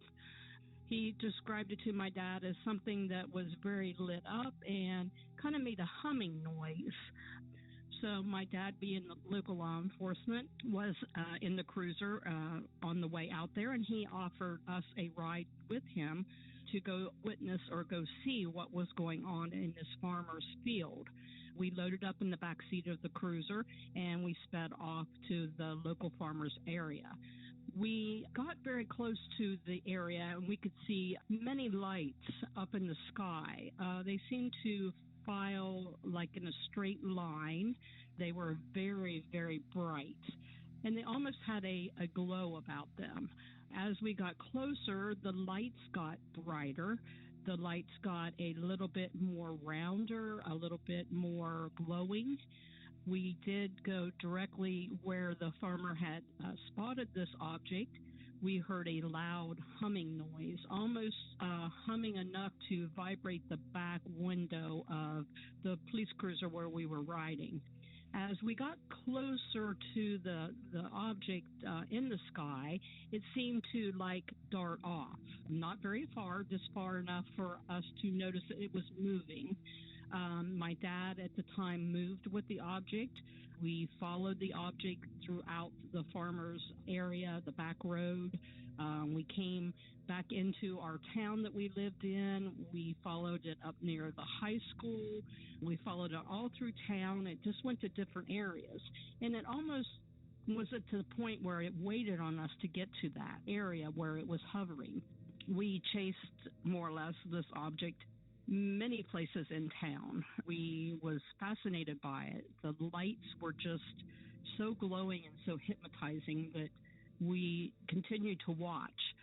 We got to a area up past our local high school, and the object was there, and then all of a sudden it just darted off. I don't know if it went higher, I don't know if it went off to the right, but it just darted off in the darkness. And we looked for a few more minutes to see if we could see it anywhere else in the sky, and it was gone. It would just like playing a game with us. We followed it, and it waited on us to catch up with it. We finally decided after at least an hour and a half of observing this item or object in the sky, we went back home, and my mom at the time was here, and she was the one that answered the calls that came into the police department. And at that particular time, my mom said that they had over 10 to 15 calls about this object in the sky. Even to this day, my dad, he's a little bit older now. He describes that as the UFO. He feels that's what that was. It was something, was not a plane. It was too small to be a plane. We just talked about this object in the sky for years and years and years. The sound of the object, we said it was like a very loud humming noise, just like 1,000 bees or even 1,000,000 bees buzzing all at one time. When we have family get-togethers to this day, we still talk about the ride that we got to do with my dad in order to see this large object in the sky. I still live in this small town that I grew up in for most of my life. I've not ever seen anything like it before. My dad tells a tale, or he calls it a tale, that he witnessed a UFO in his years of law enforcement. So I just wanted to share this story with you. To this day, it's still a mystery to us. We're not sure what we witnessed, why it played cat and mouse with us is what I'll say, but it was something that we had witnessed here in about 1972. Thank you very much, and have a good day. I remember the first time I heard that story. We were driving home from my grandparents on Christmas night, and I remember seeing Christmas lights pass by the window, which made my anxiety level go through the roof. Now, as most of you know, I try to do a little research on every call I receive. Sometimes I'm more successful than others. But in researching Erica's call, I stumbled upon a story out of the state of Minnesota that I'd never heard before. So you know that I'm going to share it with you guys. The following comes courtesy of WCCO NBC News 4 out of Minneapolis. Worldwide attention. What he saw was a bright object, maybe like a foot diameter, about 3.5 feet off the ground. It was along a rural highway on August 27, 1979, in the middle of the night. Marshall County Deputy Val Johnson was alone on patrol. As he explained it in the news reports, what was there all of a sudden was here, so the light just shot at him. and it, like engulfed his car in light and blinded him. 36 years later, the deputy's squad car is still what brings most people in to the Marshall County Museum. And then, of course, the windshield is broken, something you can see where it hit. Herb Morstead was a fellow deputy at the time, at a loss to explain the antennas warped in different directions, the broken headlight, and the dented hood. Whatever happened, there was evidence. The dashboard clock stopped for 14 minutes, as did Deputy Johnson's watch, before starting up again. You can see that it wasn't Val Johnson's head, for example, that hit there, because it's in the wrong place. Too low. Yep, way too low. Doesn't mean it's from outer space. It's just an unidentified flying object hit it, and it just hasn't been explained, so it's unidentified. Deputy Johnson was treated for welder-type burns to his eyes. This didn't seem to be any airplane out way faster than something like that. His supervisor at the time was Sheriff Dennis Brecky. We do believe that our deputy had an encounter with something that we haven't been able to explain yet on this date, and there's a lot of interest because of that. The internet has brought about new interest over the past several years. Conspiracy theorists are still trying to solve what law enforcement, mechanical inspectors, and the Center for UFO Studies could not. I don't know what happened. I know in my own mind I did the best job we could with me and my department to investigate and find out what went on, and all we found out is we don't know. Do you believe in UFOs? Yeah, I kind of do. There's got to be something more than us around. Now, as for Deputy Val Johnson, he is now retired and living in western Wisconsin. I reached him by phone, and he said there's already so much information out there, he really prefers not to talk about this anymore. The museum housing the squad car is in the town of Warren, Minnesota. It's closed for the season, but they'll let people in by appointment. I certainly don't claim to know about every UFO encounter that's taken place over the years, but you'd think I would have heard of a story about a craft crashing into a cop car. And now, after having heard it, I think it's safe to say that Steven Spielberg heard about this right before he started working on Close Encounters of the Third Kind. Clearly, that was an inspiration for that film. A big thank you to both Erica and my mom for sharing those submissions. That concludes our UFO segment of this special. But rest assured, there's plenty more spooky left to go around. And to prove it, here's a brand new submission from an anonymous source in the state of California. A little warning, though. The details of this story are a bit gruesome, to say the least. Here's that call. Hey there, Derek. I'm just calling in today. I heard you're asking for first responder stories. I am myself a first responder. I'm just an EMT out here in Northern California. But this is not my story. It's actually the story of one of my instructors while I was in school. This story happened approximately 4 years ago during the summer, from what I can remember from hearing this story from my instructor, when he was volunteering with our local fire department. Just a forewarning, it is a relatively gruesome story, so viewer discretion advised, obviously. But the way that he described this story to me is that he went out on a call and showed up to an apartment complex. And the only reason I remember that this was a summer is because the reason that this call came in is that there was a bad smell coming from one of the apartments, and one of the other people that lived next door called it in. And so they showed up, they reached down the door and went inside, and were immediately assailed by this terrible smell that was reported. They found the man there who was deceased at this point, and what seemed to have happened was that he had took a serrated knife and slit through his own neck, cutting through his carotid vein and his jugular vein, as well as most of his windpipe. And his head was just barely hanging on by basically a skin flap. But what was most surprising to him and most shocking to him was that this person still had a viable vital signs, which he wouldn't expect him to have, being in the condition that he was in. My instructor went on to explain, that there was blood everywhere. And during this presentation that my instructor was giving, we were able to see these photos. And what it had looked like is that the first knife that he had tried to slit his throat with was too dull, but it managed to get partway through his neck.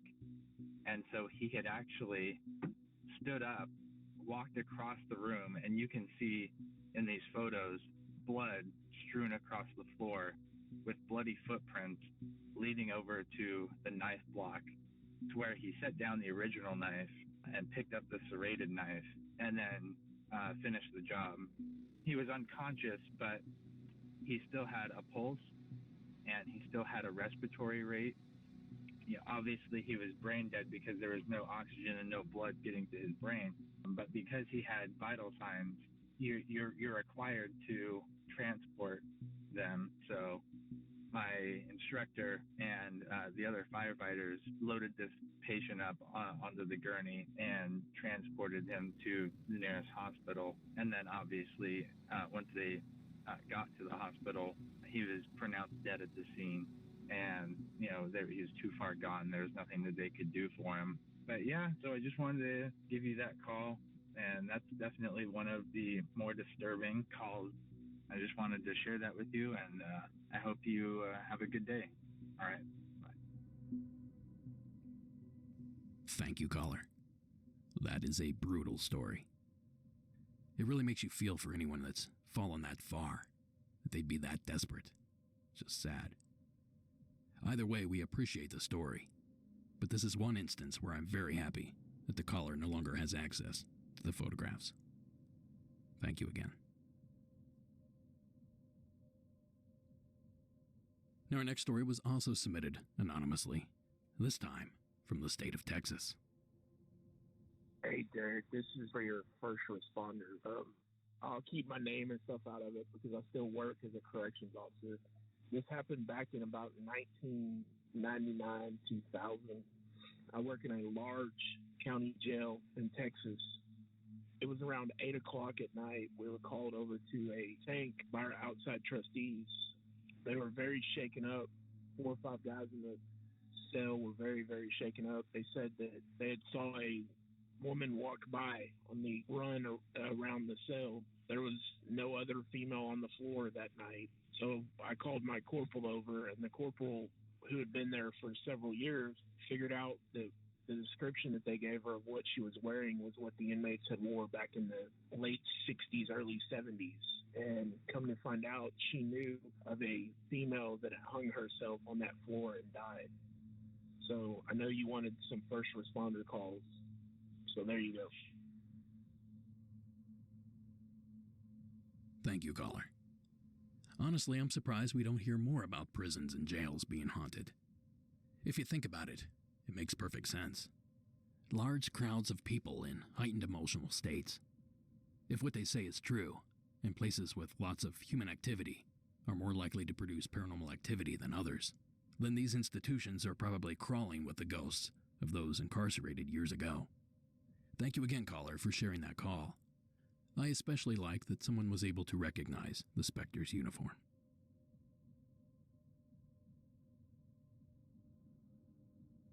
And just like that, we've reached our final call of the Season 9 premiere.